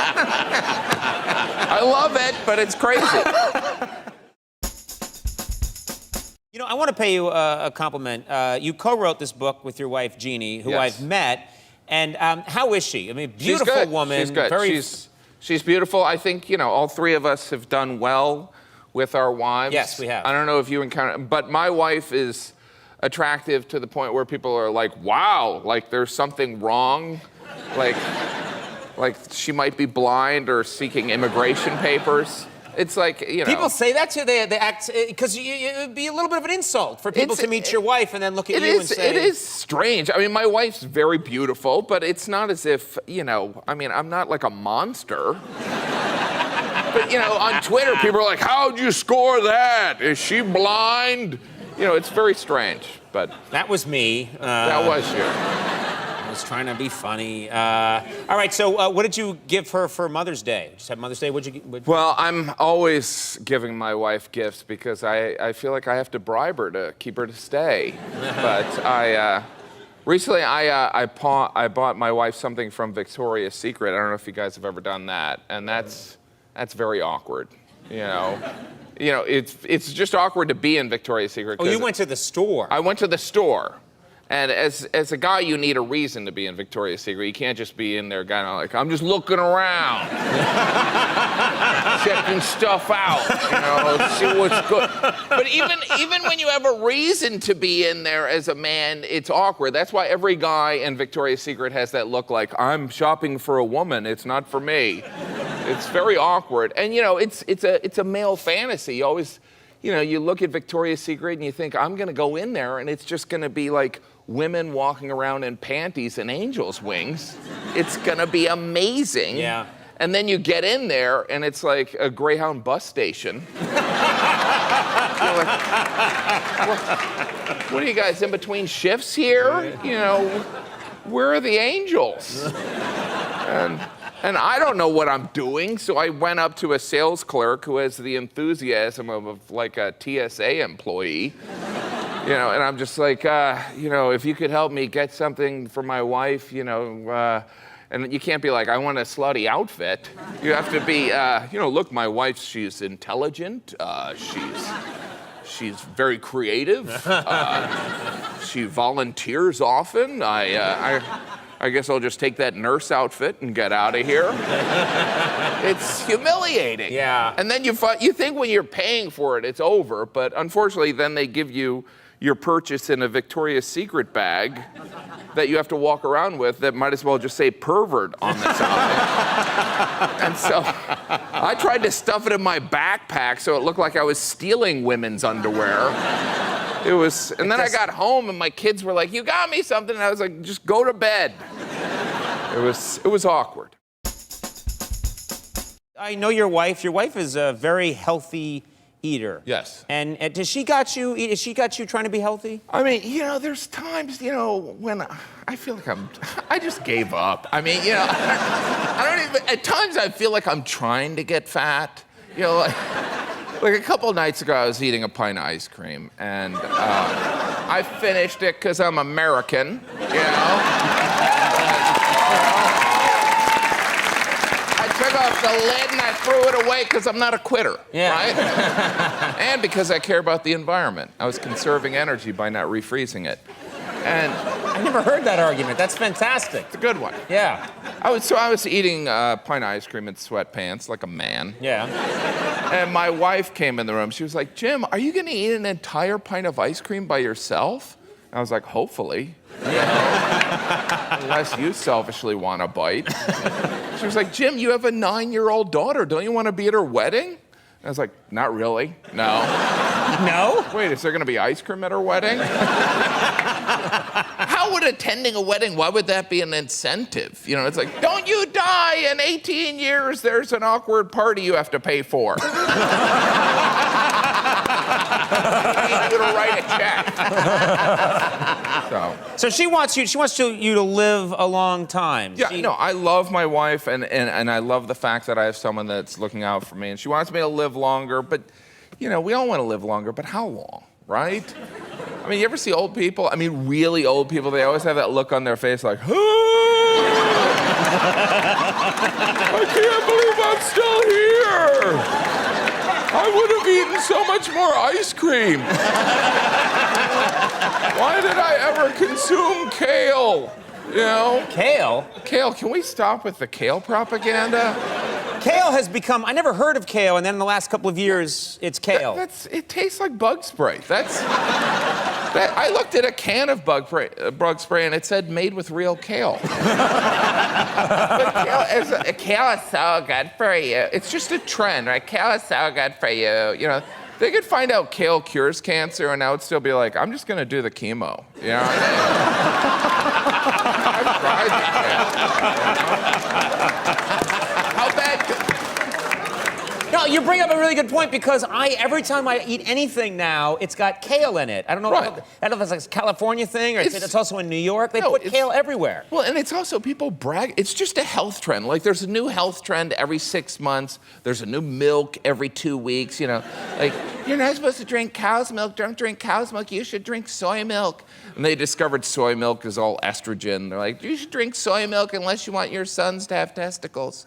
You know, you should drink rice milk. And they discovered it's like drinking carbs. And they're like, you should drink almond milk because almonds make milk. Unless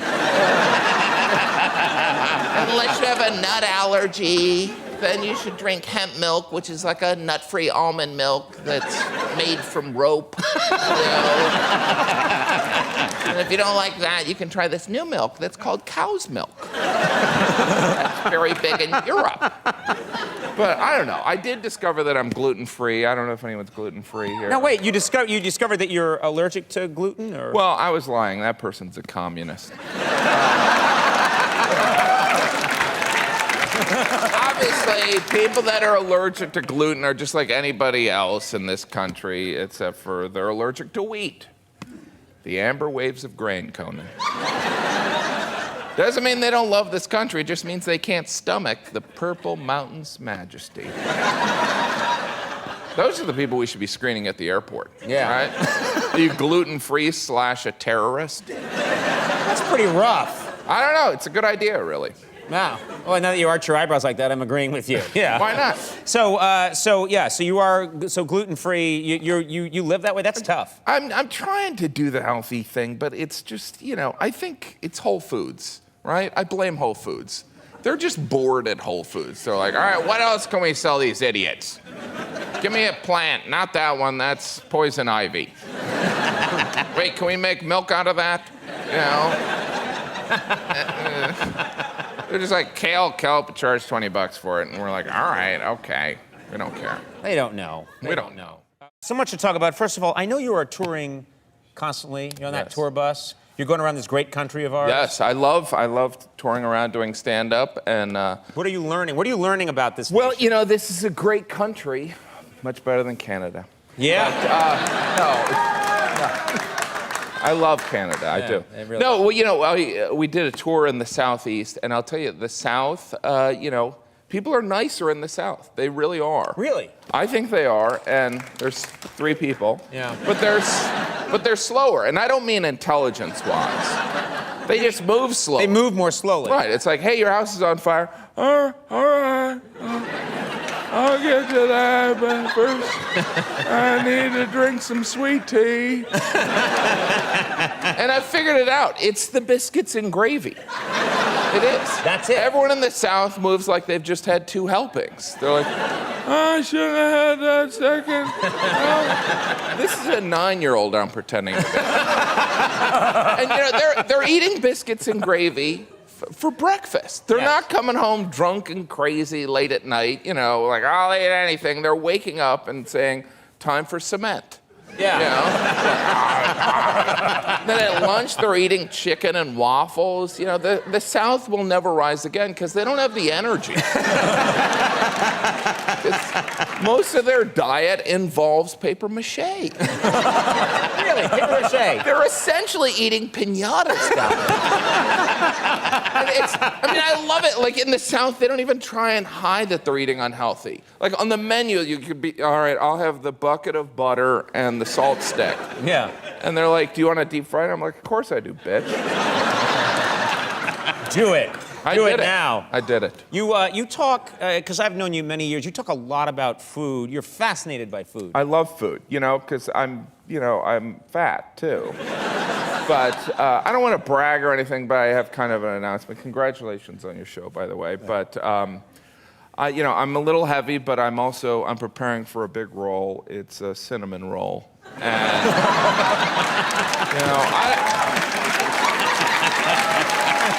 I don't want to look like I can't finish it. You know what I mean?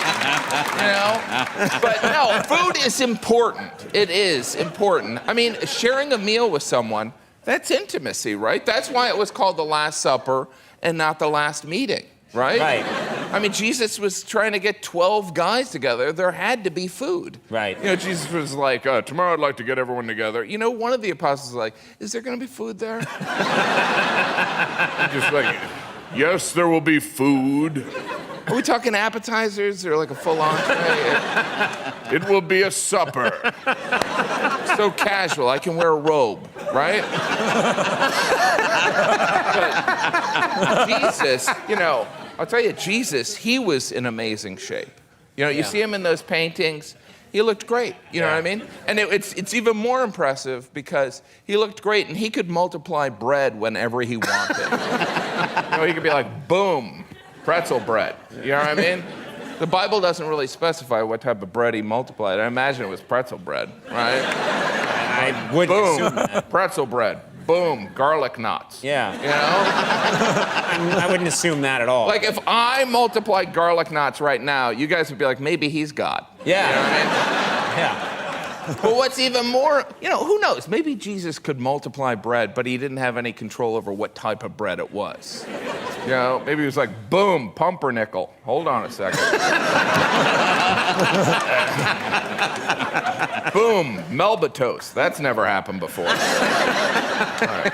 Boom, sourdough. Hello, ladies. Yeah. So everyone loves sourdough. Oh, it's good stuff.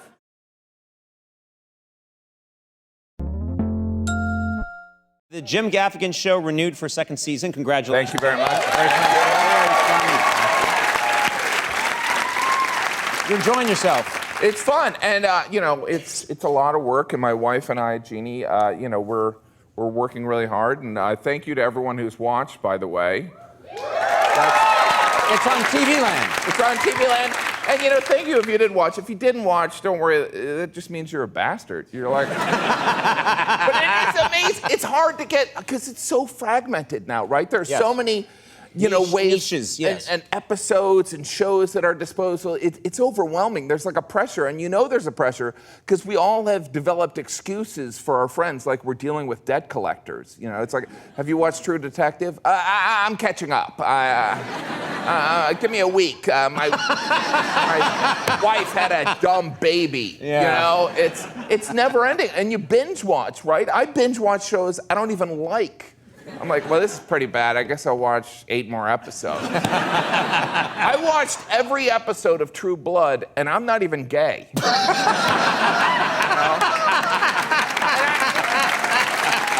know some of you are like, watching True Blood doesn't mean you're gay. That's because you're gay. It's the #1 cause of gayness. I wasn't aware. I wasn't loved aware. it. And it's strange when you get done with the series, like you don't know what to do. You feel lost. You're like, I haven't been this lost since the ending of Lost. I don't know. And starting a new show, it's kind of like a blind date. You're like, well, my friend said you were great. And Frida and I, maybe we could get to know each other. It's all a relationship. That's why when people watch the show, I'm so grateful, because it's like a relationship. Like breaking up with the show, that happens. You're like, it's over. I gave up the best nights of my life for you. But Netflix, they won't let you forget. They'll keep them in your queue. Since you enjoyed True Blood, here's some other gay shows. It does not say that. That's what it does not say that. You have a big family. You got 5 kids? 5 children. You have 5 children, which in this day and age, a lot of people like myself, Andy, were like 2 and, you know. Even more. Well, we did it right the first 2 times, so we didn't have to keep trying. You know, I even have Mormons come up to me going, you got to settle down. It's a lot of kids, but you know, I love it. Well, here's the crazy thing. That's all fine, but you told me recently that you were living in a 2-bedroom apartment with 5 children. Yes. Are you still in? And I think you had a picture. Yeah. Let's show that picture. This is you guys. Yeah. You have a box? Yeah. You keep your children in a box. If they behave well enough, they get the box. That's first-class accommodation. But we eventually had to move. We had to. Oh, you did move. We had to downsize. We went to a 1-bedroom. Joke, everyone. No, we moved. Now I think there's like 4 bedrooms now, and you know. Okay. Yeah, there are. So like 2 for a room, and there's always space for another one because we're open to it because Jesus told me to. Okay. This brings up something I wanted to mention. I said that you have this big show coming up at Madison Square Garden, and we plugged that. But you have an even bigger show coming up. No, this is insane. Yeah. I am going to be doing stand-up comedy for Pope Francis.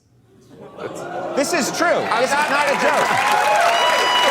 But it's what you have. He doesn't know. He has no idea. So how did this happen? But it's, well, you know, like 6 months ago, I got an email inviting me to be at this event in Philadelphia for Pope Francis, and I thought, oh, this is nice. And, you know, the Bishop of Philadelphia had invited me, and I was like, oh, this is great. My wife's very Catholic. She's like a Shiite Catholic, so she was thrilled. And so, and then a couple weeks ago, the organizers came to a show I was doing in Atlantic City, and afterwards they're like, so how long do you want to do? And I was like, oh, I'm performing. And they're like, yeah, you're performing in front of the Pope. And I'm like, what? Does he know English? And they're like, no, he doesn't. It'll be translated. And then what I realized is that I'm going to be performing in front of the Pope and over 1 million people outside in Philadelphia. That's the most insane gig I've ever heard of before. And I don't know, you know, like I keep thinking there's going to be a phone call where they're going to be like, oh, we just watched your stand-up. We're changing our minds. Well, first of all, how did you get, who else is performing? I mean, are they? There's Aretha Franklin. Wow, okay. That's She's fantastic. funny. Yeah. She's funny. She's funny. Yeah. The Bocelli, I can't remember. Everyone's parents has his CD. Andrea Bocelli. Yes, that guy. He prefers to be called that guy. Yeah. And like I think it's hosted by Mark Wahlberg. You know, but it's.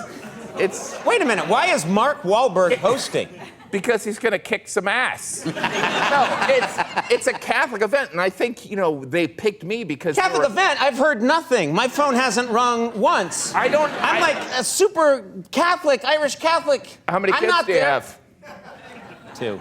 Yeah. No, but I don't know. I mean, it's weird. I felt like they asked me because I was like the only comedian that admitted they believed in God or something. It's very strange, but it's terrifying. I don't know why they haven't called me. I could bring my coffee table books and get up there. Do my Arnold impression? You're going to get a call tomorrow. I'm not kidding. I'm sure. I'm serious. From Jesus.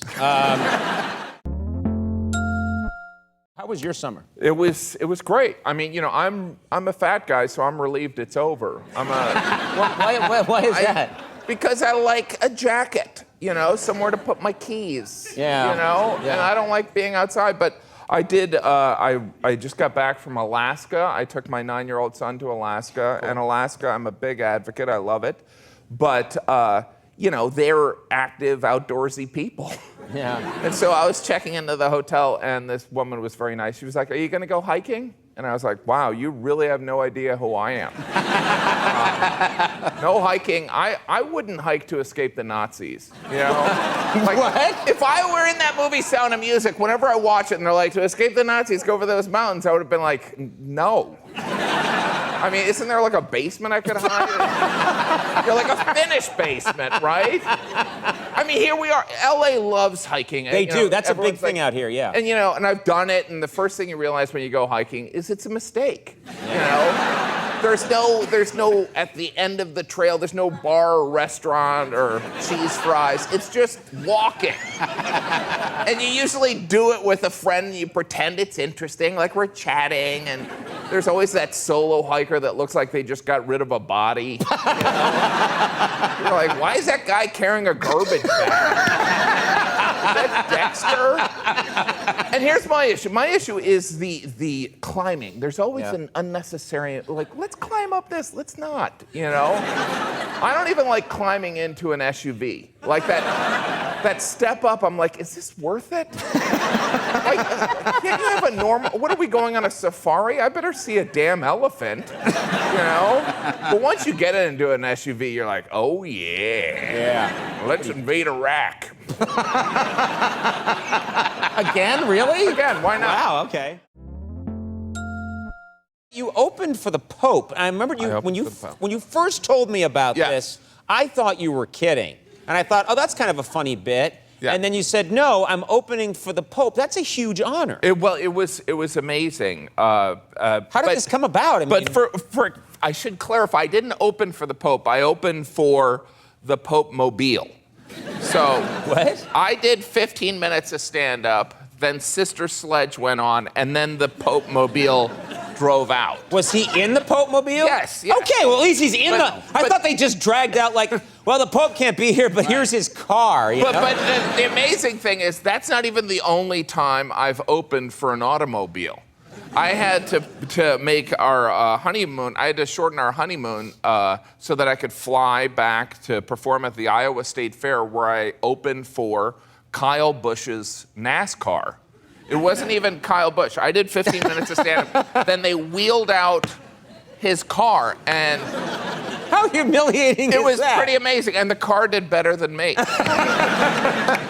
I'm hoping to eventually open for a pickup truck. Yeah, you'll get there. Hang in there. You're headlining a cruise this summer, is that right? Yes, I'm doing a couple shows on a cruise ship in October, but that's all about me trying to get a free vacation. That's essentially... Seriously? Because I have a lot of children, and I'm cheap, so it's like... I've arranged where I'm doing shows. I mean, I'm not on the cruise. Like, I'm in the dock, and then I go on the cruise, and I do my show, and then I get off. Oh, you get to get off the ship? Yes, because you don't... I've done that. Like, 15 years ago, I did a show on a cruise ship, and the thing is you do your show, and then you're there with everyone, like at the buffet later on. And it's so like if we did the show here and then like tomorrow morning at breakfast, you saw everyone and they're like, you know what, that Jim Gaffigan interview wasn't that funny. It would be, it's a little strange. And I'd be like, what are you gonna do? It's Gaffigan, yeah. You know? And then hey, these are good eggs, you know? Yeah. I'd completely sell you out in that situation.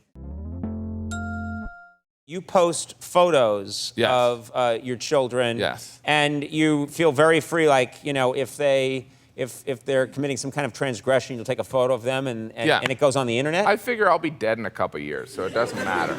But no, I try and capture some of the humor. That's what social media is for, and so I've captured my kids doing some pretty ridiculous stuff. But it seems like it's usually just them. Falling asleep at the dinner table, stuff like that. So if one of your kids... It's like a fraternity. If one of your kids falls asleep, I think you brought some, I believe. Yes, yeah. Here's look. my That looks like Patrick. They spiked the cake with something. Yeah. Sleep well, Mr. Bond. Is that cake? It looks like he's eating dirt. I gave him 10 Ambiens, and no, that was after birthday cake, and I took that photo, and then here he's eating some bow tie pasta. Right, that'll do it. And a coloring book. By the way, I should clarify, he has been awake at some point. But there is a certain point where you post this and people are like, you should put that child in a bed. Are you up on social media? I mean, do you use a smartphone? I do. I have a smartphone, and I love social media, and you know, it's addictive, but it's weird. People seem to just send me photos of white guys that look like me. You know, like the Boris Johnson guy. I've probably gotten like 15. The British PM. What was? Yeah, Boris Johnson. Yeah. People say you look like. Yeah. But you probably get a lot of people just. I wish I had that much hair. Yeah. I have people come up to me all the time and they say, people say that it's funny we met because people say we're identical, and they have reddish hair, but other than that, they look nothing like me. They're, you know what I mean? They're from South America. And they've got like a little few wisps of red hair, and they're like, everywhere I go! Yeah. Look at us, we're twins! I'm constantly get old pictures of babies. Yeah. Like, old babies, people are like, look, it looks just like you. Like, or the head's round. You look like Andy, you look like all babies. Yeah, like an archival baby, I guess. Or people will just send me pictures of morbidly obese people. And they'll say, this guy reminds me of you. You got a weird one. You got someone sent you a picture and said, what? You look like a body part. Well, there was this woman standing there, and her knees, the guy said that I look like my face is on these women's Let's knees. take a look. I just want to see if we can even see. Oh my God!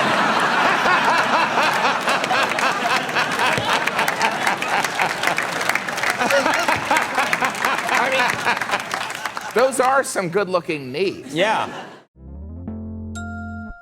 I feel like people do things wrong, and as a society, we kind of overreact. Yeah. Like, I feel like there's this strange moment where people just decide that we're all gonna hate some celebrity for no real reason at all. Right, you had a collection there of people like, well, for example, how did Nickelback? Nickelback takes a lot of heat, and so you put them in that scene, and I thought it was very cool of them to do it. Yeah, they were, I don't know anything about Nickelback, but I know that, like, my friends that are super cool despise Nickelback. Yeah. Like they kidnapped the Lindbergh baby. Yeah. You know, it's like they're they're playing music. If you don't like it, turn it off. Yeah. You know, and and most of my friends that complain, I'm like, you're complaining, but like you wait tables. You know, they sell out arenas. But and so we wanted to capture that because some people are in the outrage jail for something they did wrong, and sometimes like Carrot Top. I mean, Carrot Top really didn't do anything wrong, but people are angry at him too. Yeah, people are. Yeah, I guess they get mad at Carrot Top. I don't know why. I don't know why. Props. I don't know. It's this prop comedy. It is funny you bring up the Nickelback thing because it is a source of.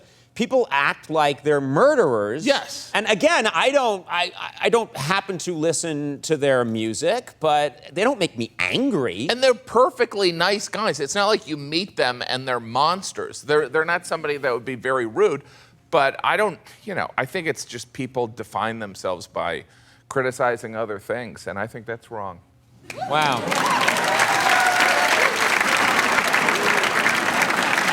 Tell myself I wasn't gonna. Do you get any time to sort of break off and sightsee, see other? Well, there is, I know you're about to go on tour, and obviously you've been on tour before, but like there is kind of an unspoken travel pressure when you visit certain places and some of them are great that you feel a pressure that you should see the Sydney Opera House, and sometimes you're just like, I don't want to do it. Like St. Louis, you got to go see our arch, and you're like, I don't want to go. They're like, go look at our arch. You're like, can't I just go to McDonald's and see two? San Antonio, you got to go to the Alamo. And I was like, I was going to nap. No, you got to go stand outside and look at a building. You're like, can't I just say I forgot about the Alamo? Right. Right.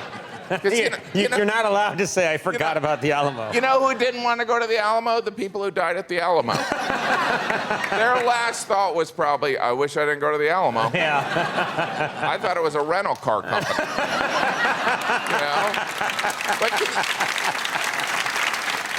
Can you imagine that level of bravery? Like the 187 Texans fought 2,000 of Santa Anna's finest Mexican troops. And at one point, those 187 Texans just decided, we should just fight till we all die.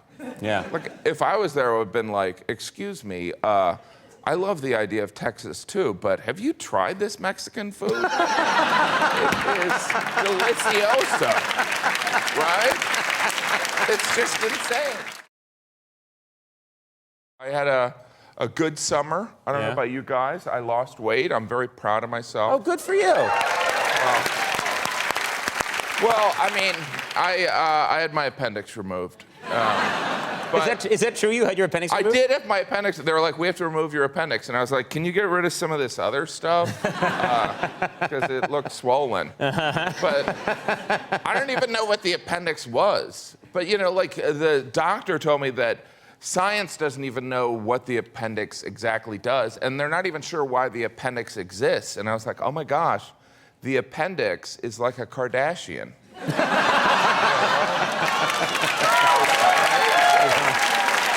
I guess there are some similarities, yeah. Right? It's this mystery, right, that for some of us causes excruciating pain. And has to be removed with a knife. No! Obviously, I am not proposing violence against all the Kardashians. Right. Just the mother. Yeah. Now listen, let's try and rein this in. You had your appendix. I had my appendix removed when I was about 12, and I at least was home. But you were on a trip or something. I was in Alaska with my. That's not why I went there. But I was. Hey, when you want surgery, get to Alaska. Get to surgery. And no, I was just taken to the closest hospital, and the surgeon who removed my appendix, his name was Muffaletta. Dr. Muffaletta, which is also the name of a New Orleans sandwich. So when he introduced himself, I thought, am I being visited by the ghost of Sandwich Past?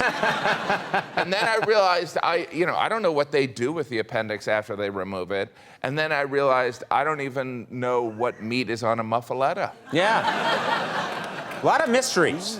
So you were in Alaska, and that's where you got sick, or what were you doing there? I was there. I had a show, but I was there on vacation with my family. And after the surgery, I was in and out in like a day or so. And then they sent me back to my family. Not like it was punishment. I returned to my family, and the only instructions they gave were that they wanted me to walk a lot. So I was like, perfect, I'm in Alaska. So we went for a hike with the family, and my kids were screaming for no reason at all. I was pretending like I enjoyed being outside. And then we saw this huge bear, like 500 yards away. It was like gigantic. It was like way bigger than a gummy bear. And my wife and I, we were so excited. So we started taking pictures, and then the bear stood up and roared, and I was like, uh-oh, it didn't want its picture taken. Yeah. And then the bear kind of looked at us and started creeping forward. Oh, seriously? Yeah, like tilting his head like he recognized us or something. It's like, did I try and eat you before? Or is that the guy from Capote? You know?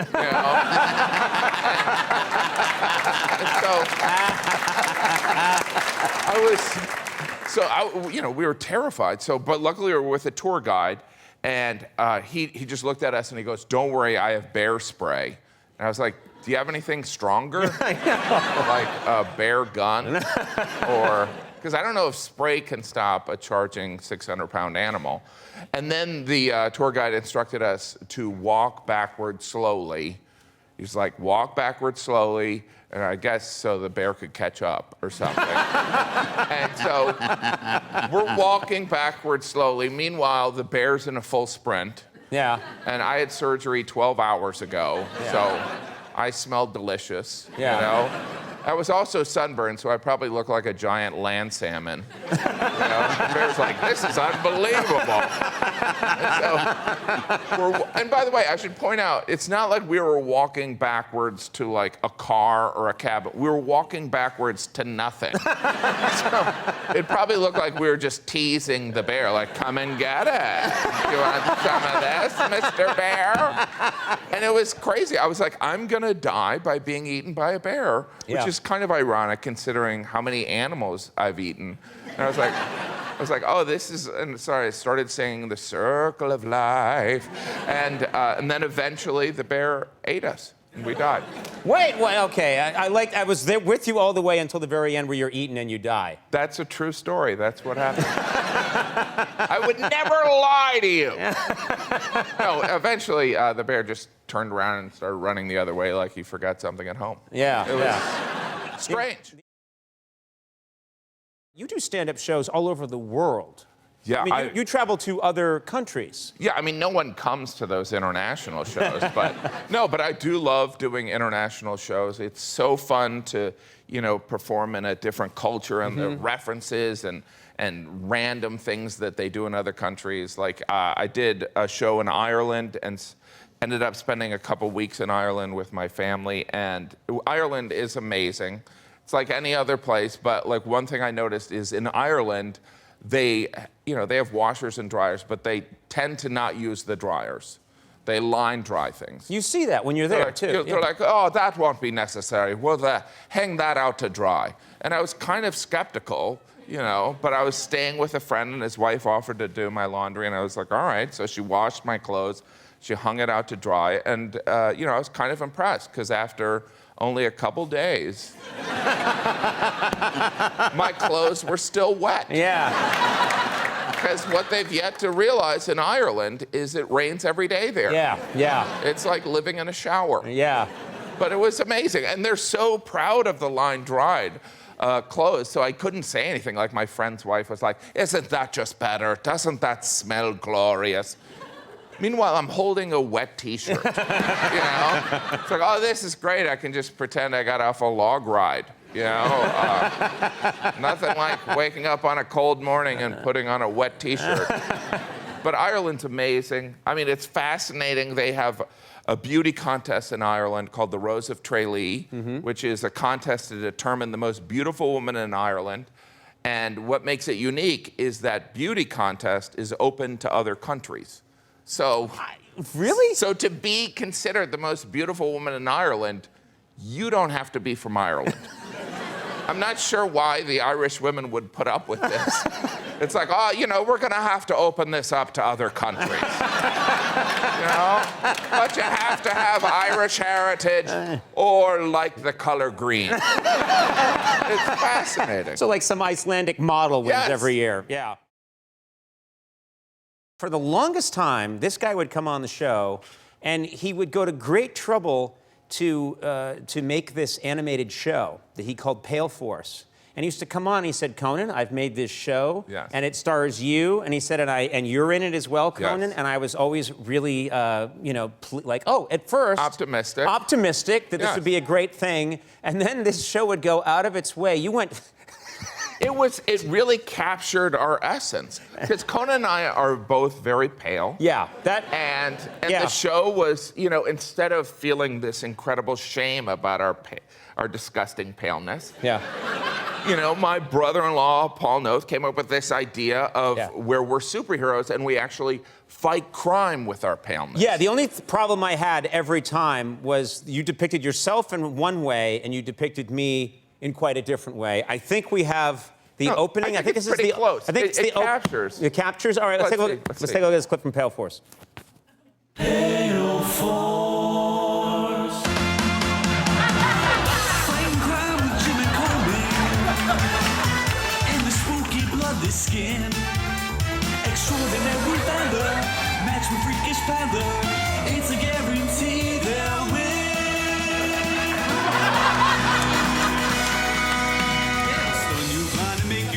Shooting lasers out from the middle. So much safer nation. Their eerie lack of skin pigmentation is filling bad guys up with remorse. It's Pale Force.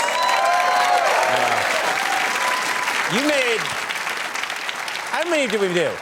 I think you must have made at least like 15 or 20 of them. There were a lot. And you kept coming back, and in every one, I behave like a coward. I cry. You save the day. I get hit by like a dandelion and fall over, and you would wet your pants. And I would wet my pants constantly, and I would and it would be over. The crowd would love it, and then I would have you on again. Right. Once a month. It was Charlie Brown, Lucy, and the football over and over and over again. It was really fun. Nice to take that trip down humiliation lane. I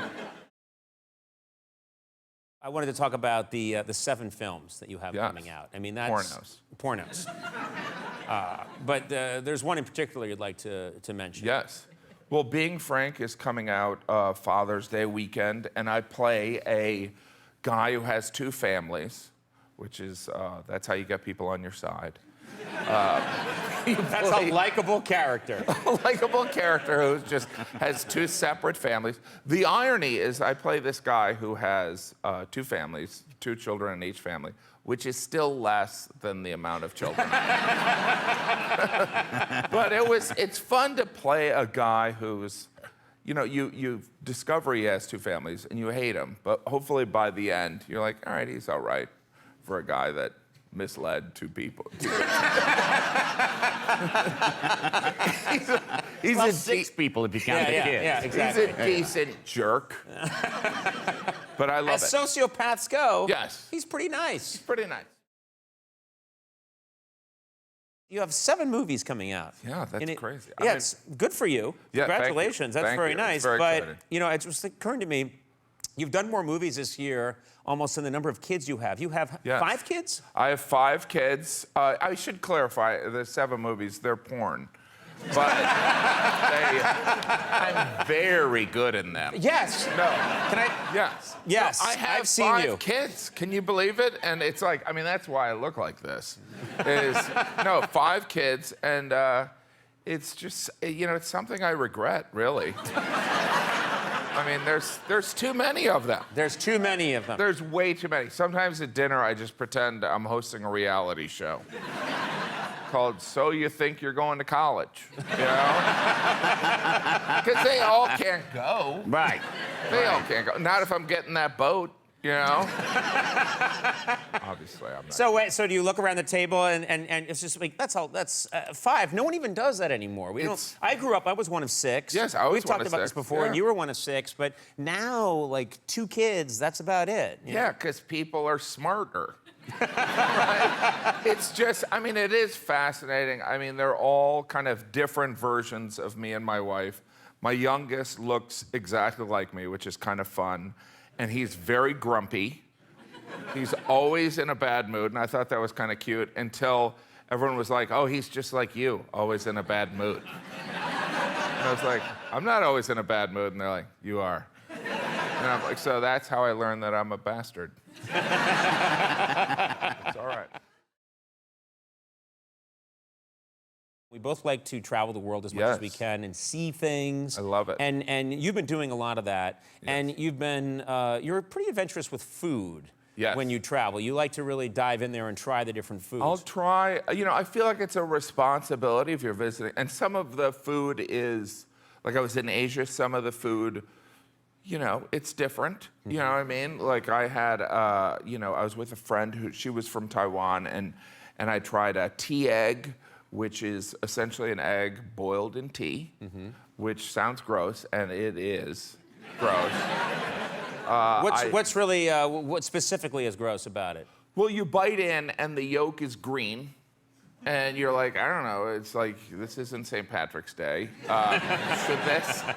But it also has a strange odor, but like that was the alternative to this 1,000-year egg, which you're like, I don't even want to, there's 1,000 reasons not to have that egg. but you know, like, Right. it's just how, as a Westerner, we view it. I mean, that's like, we're with someone and they're like, they think blue cheese is gross. But like, there's just weird things. Like in Seoul, they had a pastry shaped like the poop emoji. What? You know, already appetizing, right? So, but here's the thing. Here's what you have to understand. In Asia, which you've been there, so you know this. In Asia, beans are for dessert. Yeah. You're like, I don't know why beans are for dessert. Yeah. I try and keep an open mind. Like, did they run out of chocolate? It's like, can we give them beans? But like, so there's this poop emoji that was on sale that was either filled with chocolate or beans. So you can get a poop emoji filled with beans. So many levels of no. But it was amazing. Yeah, I think we have a picture of the pastry. There's the poop emoji. I love that. I don't know what it's saying, but it's clearly apologizing. They're all in. And they are all in on that delectable poop theme. I don't know if you have the photo. We have this next one. What's this? Yes. Is a napkin dispenser This is that the you na- came across. Why? It's like the Koreans are known for such technology. But it was amazing. Your kids are designing your, because you tour a lot, Yes. you tour around, you do shows. Your kids are designing your tour posters. They're actually making them. Yes, I mean, well, we don't have a yard. I live in New York City, so I have to give them some jobs, right? I mean, there's just, so I have them draw these tour posters, and I pretend to pay them. 6 or 7, they don't know currency. I'm like, this What is do you give them, like poker chips? What do Just you like give- Monopoly money. He tells them direct deposit. It's going into your account. But no, Just put it in, you'll get it. Sometimes I'll give them $5, but like they, and the posters are pretty good. All right, let's see one. I think who did this one? We have we're going to show some. I think this is Mikey did this one. By the way, Michael is 37 years old.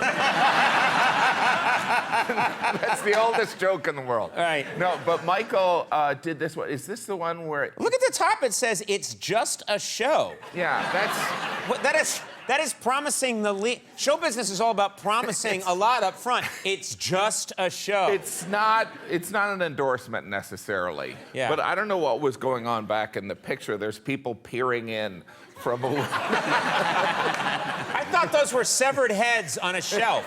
There's so many. I thought those were Game of Thrones severed heads on a shelf. It's like the girl has no personality or whatever Yeah. that is. But yeah, no, so much of the art that my children do could really end me up in jail. Yeah. Let's look at this next one. One of your children did this. Yes. This is Patrick. Patrick, who, this weekend, Irving, Texas. Yes. They'll ask me if they can do a poster for money. And I'll write on a Post-it note the names of the cities. And that one was Irving, Texas, Las Vegas, and Long Beach. And Patrick didn't include Vegas, and he likes Marshmello. So Marshmello was not on the show. Marshmello, the club DJ. The DJ, yeah. And then I don't know So what... people going will think Marshmello, the club DJ, is going to be at your show. He's opening for me. But you know what's amazing? You look at that, and it's like, I get these posters. I don't know what he's trying to say. I don't know if that was like a Christmas tree or that's just like the scribbling of a madman. Yeah. Right? Well, let's get to this one, because this one disturbed me a bit. That looks like Jason. That's Jason. a Jason mask, and he's saying, "You killed my mom." How does that have to do anything with your comedy show? I don't know. I think, and by the way, there's a big Jason Voorhees, my two youngest, 6 and 7, big Jason Voorhees fans, and they've never seen Friday the 13th. And I was They like, haven't seen it? They haven't seen it. Then how do they know? I know I'm lacking as a dad. I should show them. But no, they've seen, they know about it from a video game, Roblox. Oh. And you'd think that I would be like, all right, well, I got to investigate this thing where there's serial killers. But I'm like, okay, that's good enough. I didn't care at all. So I don't know what is going on with Roblox, but it's teaching my children about serial killers. My daughter the other day told me, all my friends joke about how you look like Slenderman. Well, I get told He's a murderer. I get told I look like Thanos or whatever. So there's so much, like being a dad, like the crap I take from my kids. It's unbelievable. Like when I was growing up, I was terrified. My dad did nothing. My dad never went to a parent-teacher conference. Right. I don't think my dad even knew I went to school. My father couldn't be bothered to turn his head if something was happening behind him. Right. He would just be like, "What the hell's going on back there?"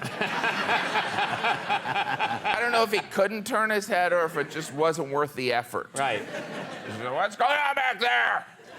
We're celebrating my birthday. Great job.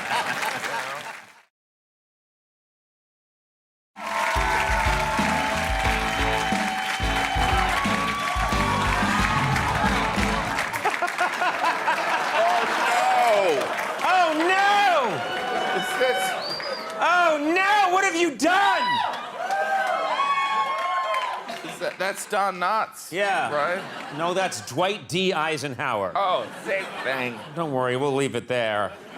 This'll be fine. This has been on my desk for 26 years. Ever since that fell over, the show's gone a little sideways. What happened to you? Are you okay? Don't I look good? You look amazing. I'm wearing a coat. I'm wearing a coat that someone else picked out because I'm an adult. And I can't pick out my own clothes. Yeah. Like the people that I work with are like, we should have someone else dress you. Do you have that? You have a stylist now. Well, occasionally, when someone else pays for it. Yeah. So that you didn't pick this out, and then you put it on. And then when someone compliments you and says, hey, you look really nice, that's a nice jacket, do you fess up and say... I do, because I'm embarrassed, because hopefully I can pick out my own clothes. Yeah. I mean, I do have someone help me put on the clothes. You know? His name's Baxter. Baxter, my pants! Baxter, my pants! How was your holiday? Did you do anything fun? I'm still recovering. I've got 5 kids. And at Christmas, I had all these shows in Florida. So at Christmas, on Christmas Day, my family and I went to Disney World, as Jesus would have wanted. and I know there's a lot of people that love Disney, and I just want them to know they're wrong.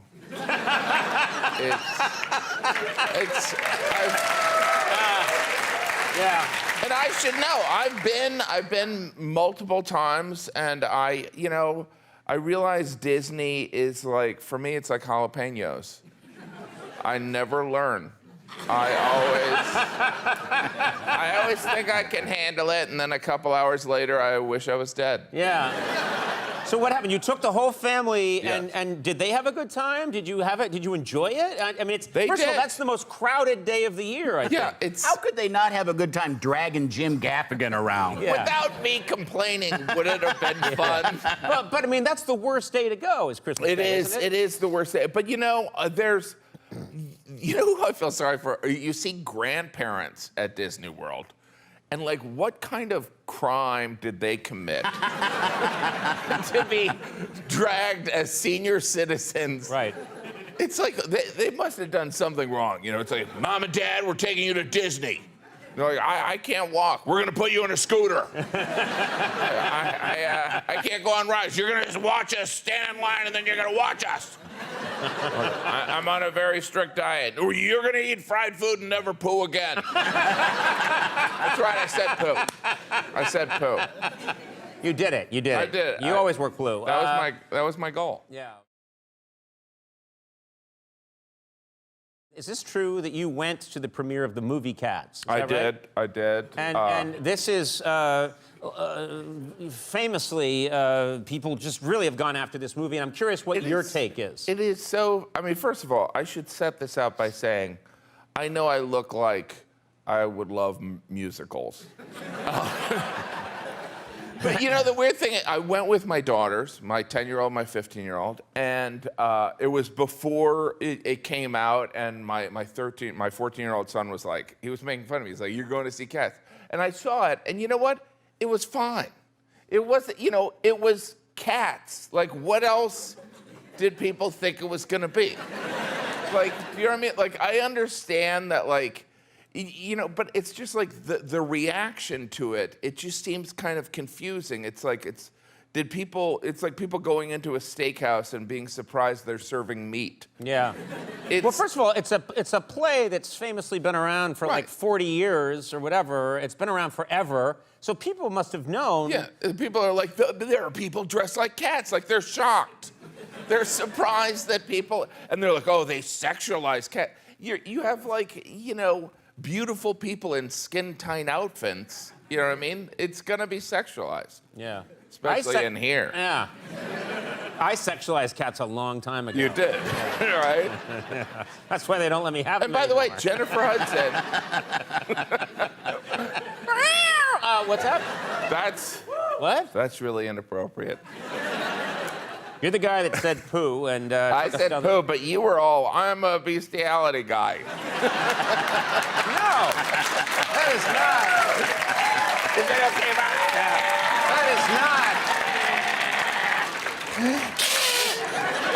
That is not that's the hiss I make whenever someone gets into my camera. I can't believe I'm this fat of a guy. Like, what happened? What? What happened? I'm just like I'm fat. Yo!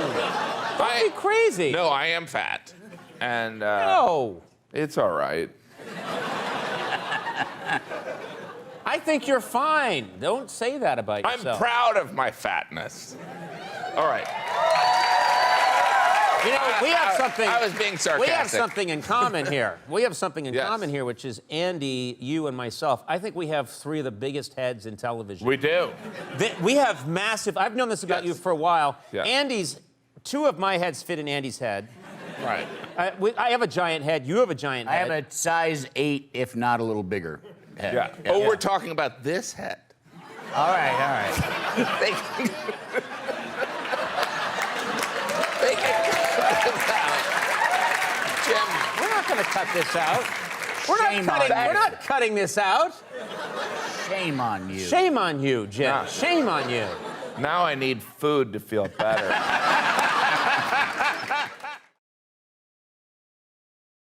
You're a very good actor. Oh, I really like it when you act in movies, and lately you've been called upon to do certain dialects, like an Appalachian or a Georgian accent. Yeah. Do you find that to be a challenge? Well, yeah, I mean, I kind of look at it as like I am white trash. You know what I mean? You believe you're white trash? Right, Andy? Right, Jim. You are white trash. Well, where are you? Where are you from? By the way, Where are you I'm from Indiana, and by the way, I don't think that's necessarily a derogatory term. I think it's You don't like. think white trash is a derogatory term? I mean, is it, or does it mean you have a relative that calls cheddar cheese fancy cheese? You know what I mean? It's part of your. But yeah, no, like it doesn't feel that foreign to put on a Georgia accent or, Appalachian. Like it feels like it's in your nature because... It feels familiar. I come from the Rust Belt, which is, kind of a cute, fancy term for economic devastation. Mm-hmm. You know what I mean? It's, and I am white, but I'm like Rust Belt white trash, which is different from rural or suburban white trash. Like the first time I went fishing, I'm not making this up, it was in the community swimming pool. Are you serious? Every September, they would fill the public pool with fish, and kids would try and catch the fish before the chlorine killed the fish. That was the thing. There was chlorine in the water? That was like in the 70s. Yeah. Have you ever heard of this, Andy? Just when he tells about it. Yeah. But wait, I thought maybe you might have done it too. No. They would fill. Crazy. Yeah, you'd fill a regular swimming pool that's with chlorinated water. I didn't do it. They did it in the town. Yeah, but then would you sit in a rowboat and try and catch No, you would sit around the pool, and I think I was in the town paper because I caught the most fish. Most dead fish. The most fish. And I don't think you could eat the fish either. No, you can't because it's chlorine. That's terrible. I know, but this was the late 70s. You can't say not everything is excused by it was the 70s. It was. It was. You ever watch those Love Boats? Those are terrible. It was the 70s. Yeah. I murdered earlier in my life. Yeah. You did. It was the 70s. It was the 70s. We were all doing it. We were all murdering. Yeah. You posted a photo, because you talk a lot about food. Yeah. You have certain obsessions with food. Yes. You posted a photo of something you call a garbage plate. Yes. Let's take a look at this photograph. Yes. This is real. This is not a stunt. This is real. You seem happy. Where are you, and what are you eating? What is a garbage plate? In Rochester, New York. Every city or area has their food specialty, and Rochester is the home of the garbage plate. And I didn't realize how big it was. Like I asked on Twitter, where should I get a garbage plate? And there's like 12 places. But like what's included in the garbage plate is hash browns, cold macaroni salad, cold baked beans, hot dog, which they call a hot, and then a meat sauce over it. And I'm sure I'm getting it wrong, but it is like, there's no health department in Rochester. But it was delicious, and it was one of those. Is it good? It was good. It's weird how there's cold and hot. So the cold, you're like, do you guys think that cold food is healthy or something? Is that why it's cold? And then it was good. How did you feel afterwards? I still haven't recovered, really. But it was pretty fascinating. But it's almost like, Rochester, Minnesota is known for the Mayo Clinic. It's almost like Rochester, New York was like, we're gonna create a dish of food that causes cancer. To make, like... It gets it to you instantly. Sister cities. Yeah. And you had it, and you enjoyed it. I had it. It was great, and I highly recommend it if you go to Rochester. You got to check it out. No. You say that, but... No, not it's having weird. it. Like even the macaroni, the cold macaroni salad, I didn't even know people even made that anymore. Like you'd see... These aren't things that recommend it, you know? Yeah, I know. You got to have it. Why? Because I didn't think it could be made. I didn't think that was possible. It's like I was imagining the guy who invented it was probably at a picnic and he filled his plate up too much and his wife was like, oh my gosh, you pig, what have you done? And he's like, I created a garbage plate. and it just took off from there. My guest tonight, very funny comedian, of course, and an actor who's starring in the film Most Wanted, which is available on demand beginning Friday.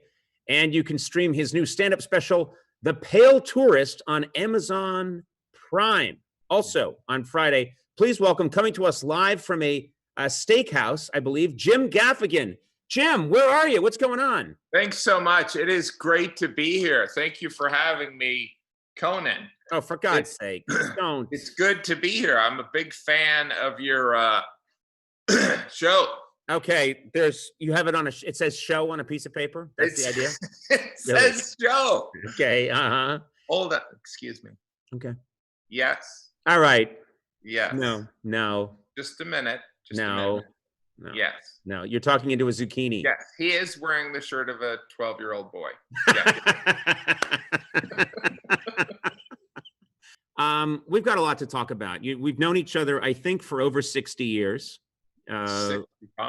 65 years. Now, what is that? Is that urine in a jar?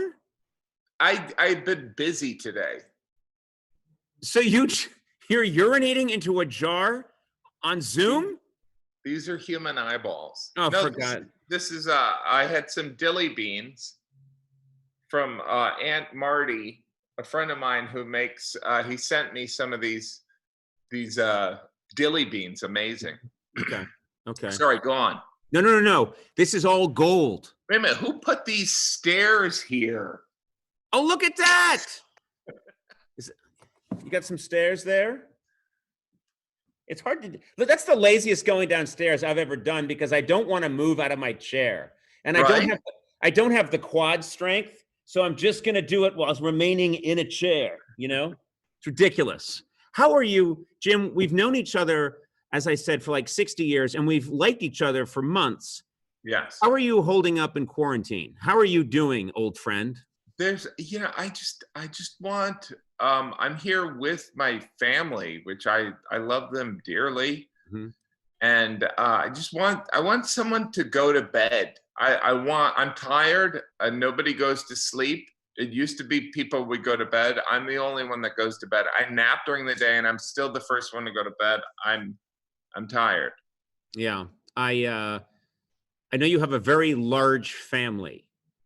How many people are we talking here? How many kids you got? There are 5 children, and they're just. And no one sleeps. No one goes to bed. No one actually don't go to sleep. They're like my wife. They don't need sleep. They want to talk. They want to do things. It's like, I don't know. I shouldn't have had a family. I don't know if it's too late now, but I should. No, there's still things you could do. They're not legal. They're not moral, but we can talk when this interview is over. There's still a way out. Remember when you told me you thought Scott Peterson was a good guy? Do you remember that? Yeah. I remember going on it. I remember going on at great length about how you said that guy who killed his pregnant wife was a good guy, and I was like, no, I said that guy I said he feels like a quality chum. He does. That's what I said. Yeah. You think that was a mistake? I think that's wrong. Okay. You know what I mean? Okay. So what are you doing? You're not sleeping. You've got, at last count, 15 kids, a wife that won't sleep.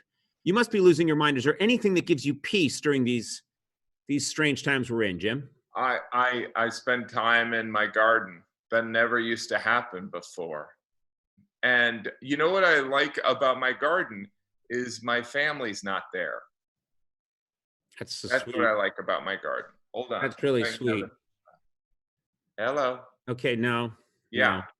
The interviews, I don't know how long. I'm just phoning it in. Don't worry. I'll be done. Okay. You know, I love you too. the zucchini bit, is this something you're bit. I always go to it, you know. Hold on. This is a big phone call. Hello? Yeah. No, it's not working. None of the bits are. No. Okay. Hold on. Well, can I say something? Are these must be coming from your garden? Is that right? Is that why you have all these massive vegetables? Yes, these are. And by the way, do you remember in Happy Days when Ralph Malph used to say, "I still got it"? Mm-hmm. I still got it. I still got it. I don't got it anymore. Why would a young child be wondering if he still got it anyway? I don't know. I don't know how to answer that question because I just noticed that they put makeup on my face, but I'm wearing a short sleeve shirt and they didn't touch my arms. And the disparity is shocking between my face and my arm. This is a clown show here.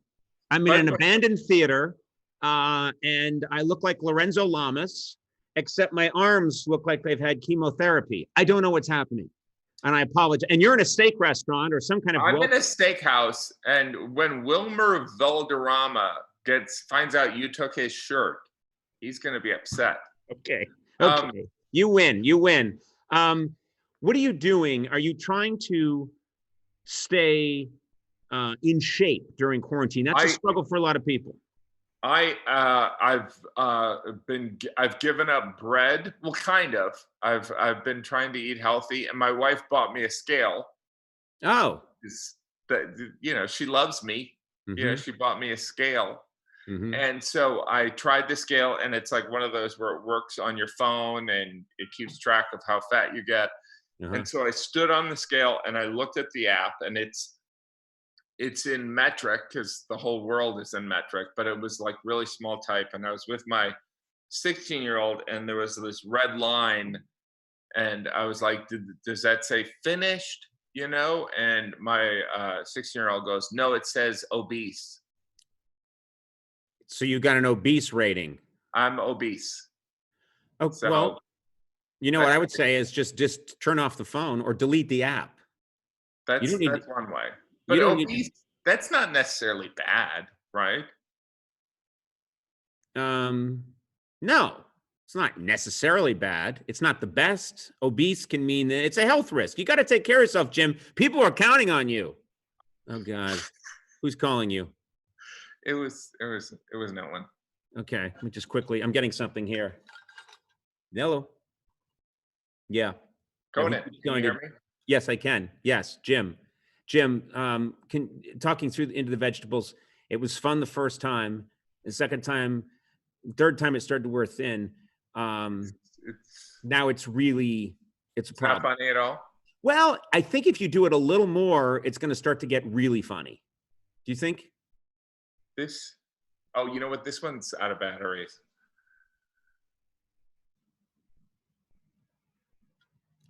You've had that mug since the Late Show, right? It was called Late Night. I know you're a fan.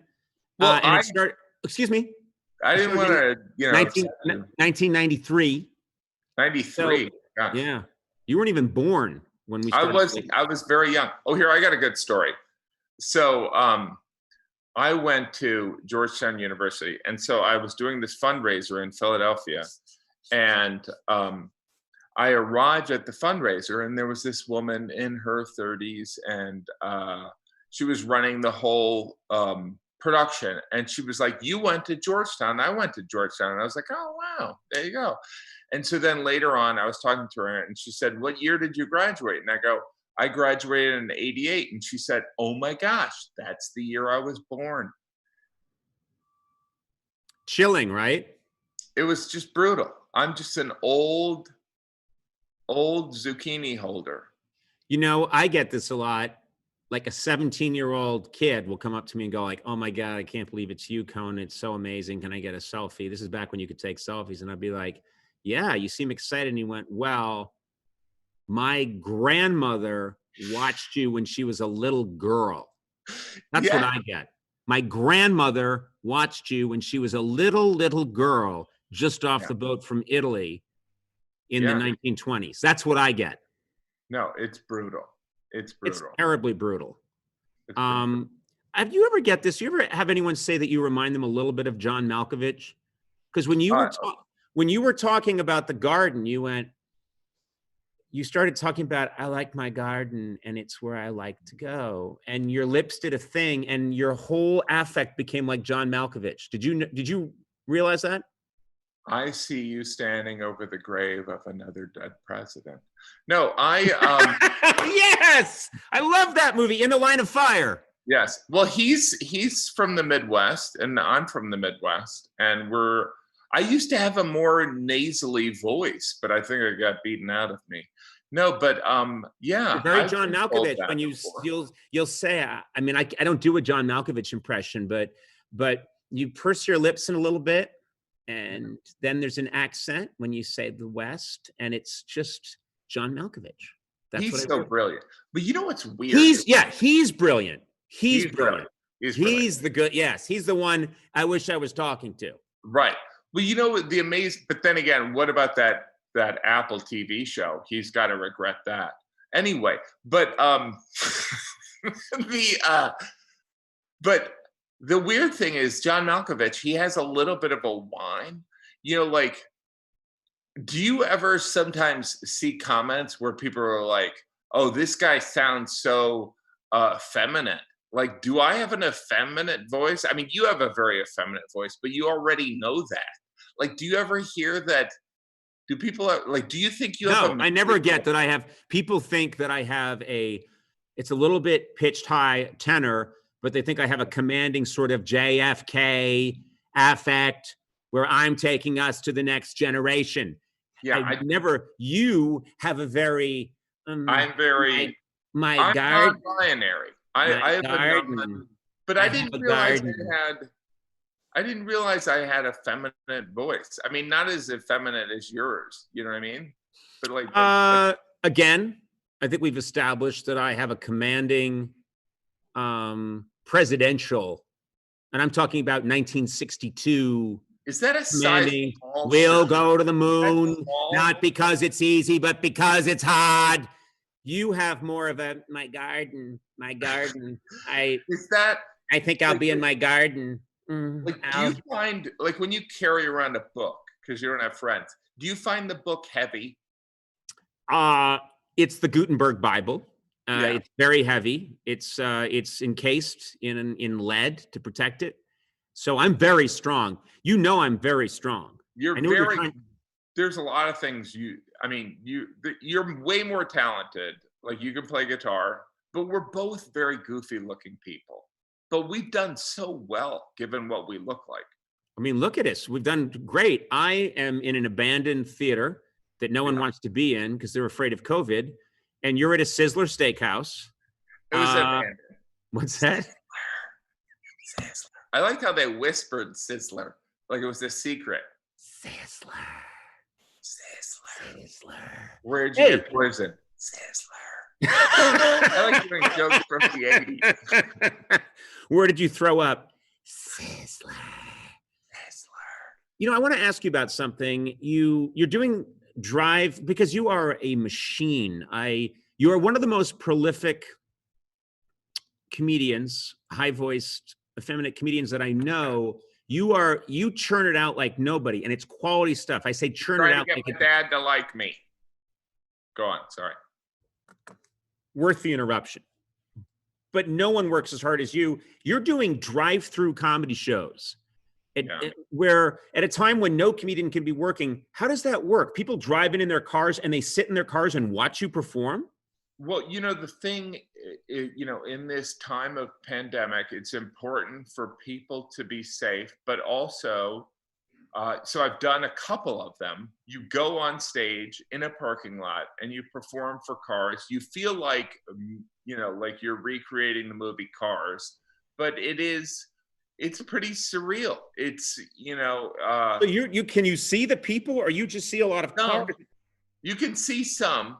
It's a lot of, and I did a show, Marina opened for me, and but what are you going to find out from even the comic who goes on before you? Like, what's the crowd like? There's a bunch of imports. You know what I mean? Like, there's nothing. There's some SUVs. There's no few electric cars. Yeah, but people were very nice. They're volunteering to recreate the experience of being stuck in traffic. So, how do they let you know? I mean, can you even hear them laughing? Can you hear them applauding? Flash lights or beep horns. Like, they do a polite kind of like get out of the way if they like the joke. They're like, beep, beep. Yeah. Kind of like move it along or I'll run you over. They do that kind of beep. And then at the end, they just lay on the horn. That's really nice. I love that. I think there's something kind of inspiring about that. That's people coming together. It was a nice moment of community. It's nice to get feedback. You know what I mean? Yeah. But it was weird. It's kind of like everything's about food for me. It's kind of like if you hadn't had ice cream for 5 months because of a pandemic, and then you had to eat like non-dairy ice cream. Right. I can see it's not quite the stand-up experience, but it's as close as you're going to get right now. Yes. I have a question for you. I think you're the only comedian with his own Sirius channel. And that is quite an accomplishment. This is I congratulate you. Only comic. I was very flattered. They asked me, and I was like, because I'm unemployed essentially. I was like, this is very exciting. I asked my manager what does it pay, and he's like, nothing. It pays nothing. Oh. But it gets better. Apparently, I was excited about it, and then I was doing press, and somebody revealed that I'm channel 790. And do you know how many channels there are on Sirius XM? I don't. 790. I'm 790. You're the last channel. I'm the last channel. You'd think that there'd be a channel that just gave farm reports or something that would be 792. You're the last channel. I feel like I'm participating in some Make-A-Wish thing, and I'm the beneficiary, and I don't know about it. Right. You are live streaming your family dinners. Good idea. Dinner with the Gaffigans, and it gives us a glimpse into the madness of your life. And I've watched. It's crazy because you have all these kids. At last count, I think in the 20s, 30s, and your wife, everyone's talking at once. Sometimes you're talking, but sometimes you're not talking. Sometimes you just sit there and eat your mush. Well, the thing is it started off as this, thing, nice thing to do. I thought we'd be in quarantine for a couple weeks. Hey, there's some single people, there's some grandparents that are away from their kids. Why don't we stream our dinners? It'll be a nice thing. We'll do it for a couple of weeks. 5 months later, we're still doing it, and it's what we've added a fundraising element. But like, I gotta be honest, there's some nights where I just don't want to do it. Kind of like how you're handling this interview. I just kind of like don't want to do it, but I do it anyway. Do you know what I mean? And you know how much I get paid for that? Nothing. It's kind of like a satellite channel, but it's on YouTube. You get paid for this interview. I mean, I think. I do? I believe. Jeff, does he get paid? How much? Hello. How much do I get paid? 6. No. Yeah, Jim Gaffigan, please. No, I know he's there. Well, get him on the blower. No, he's on right now. I'm on the other line. Just listen. 600 over. You're getting over $600 for this appearance. That's more than you get from Dinner with the Gaffigans. That's more than you get from the Sirius channel. That's more than you get for mentioning Sizzler 4 times. That's a lot of money. I think Sizzler's out of business, right? Kind of sad. I don't think you're going to get money from them now. What are you gonna have for dinner tomorrow? Tomorrow? You're not thinking about that? You gotta I'll take it probably out have of a the lean picture. fish, and some vegetables. You like the way I say lean fish? I'll have a lean That's right. fish. You New England people. You guys eat all those bugs from the ocean. Yuck. Ugh. I eat cod.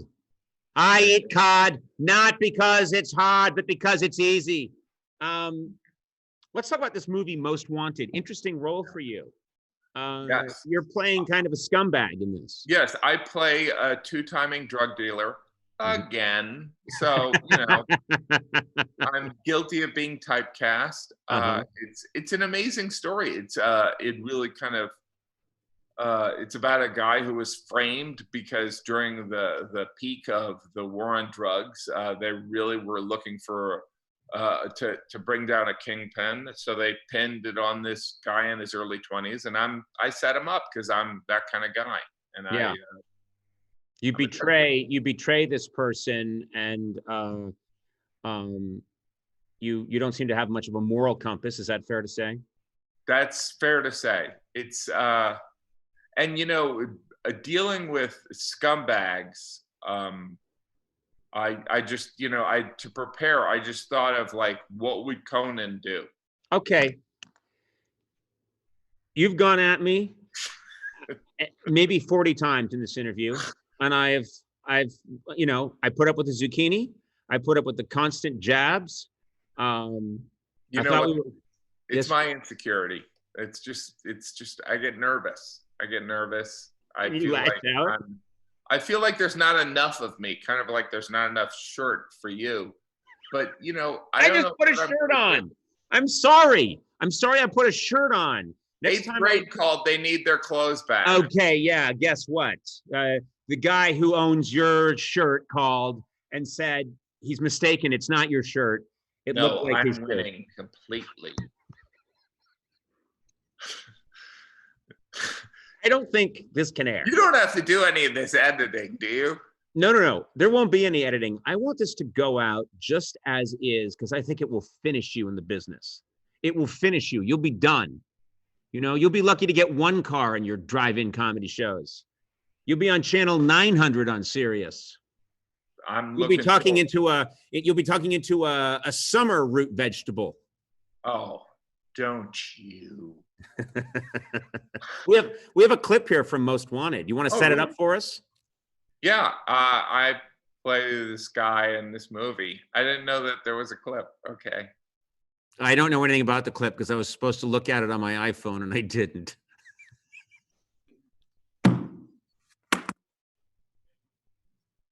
I'm wearing I love when you're doing a zoom and it just freezes on someone like this. Well, anyway, we have a clip here, and man, is this a good clip. Take a look at this clip. This is Jim Gaffigan, pretty much playing himself, a two-timing, soulless, drug-dealing scumbag. Here he is in Most Wanted. And we're back. Did you like the clip? It was pretty good.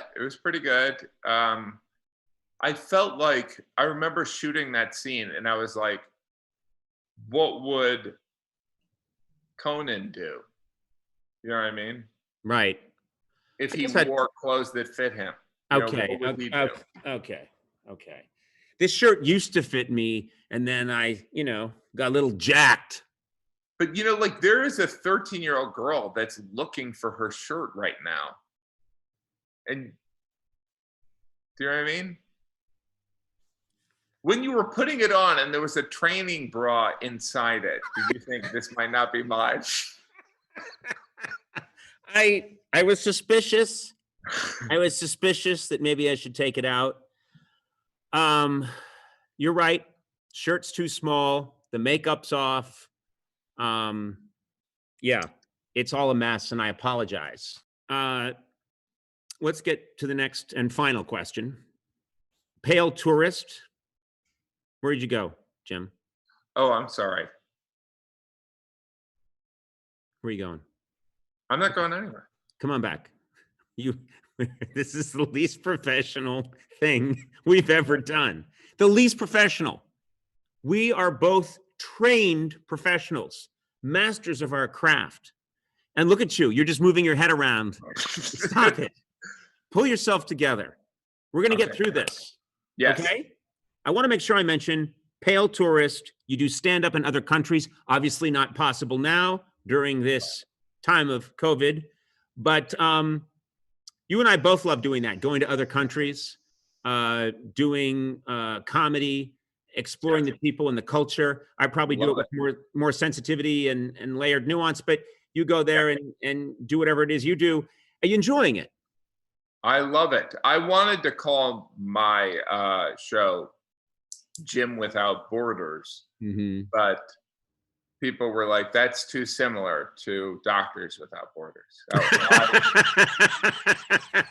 I do love doing it. You know what I mean? It's like, mine, I just do stand up because I don't need to be propped up by a group of other people. I just do it myself.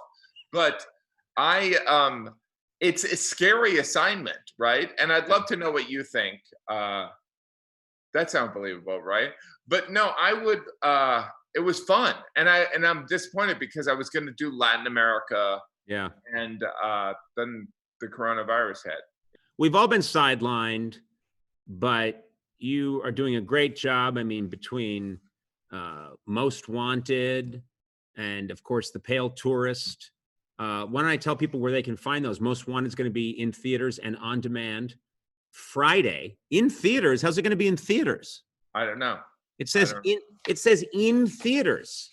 I think it is. Well, it's. I think they play it in a movie theater and people sit in the theater and they watch it.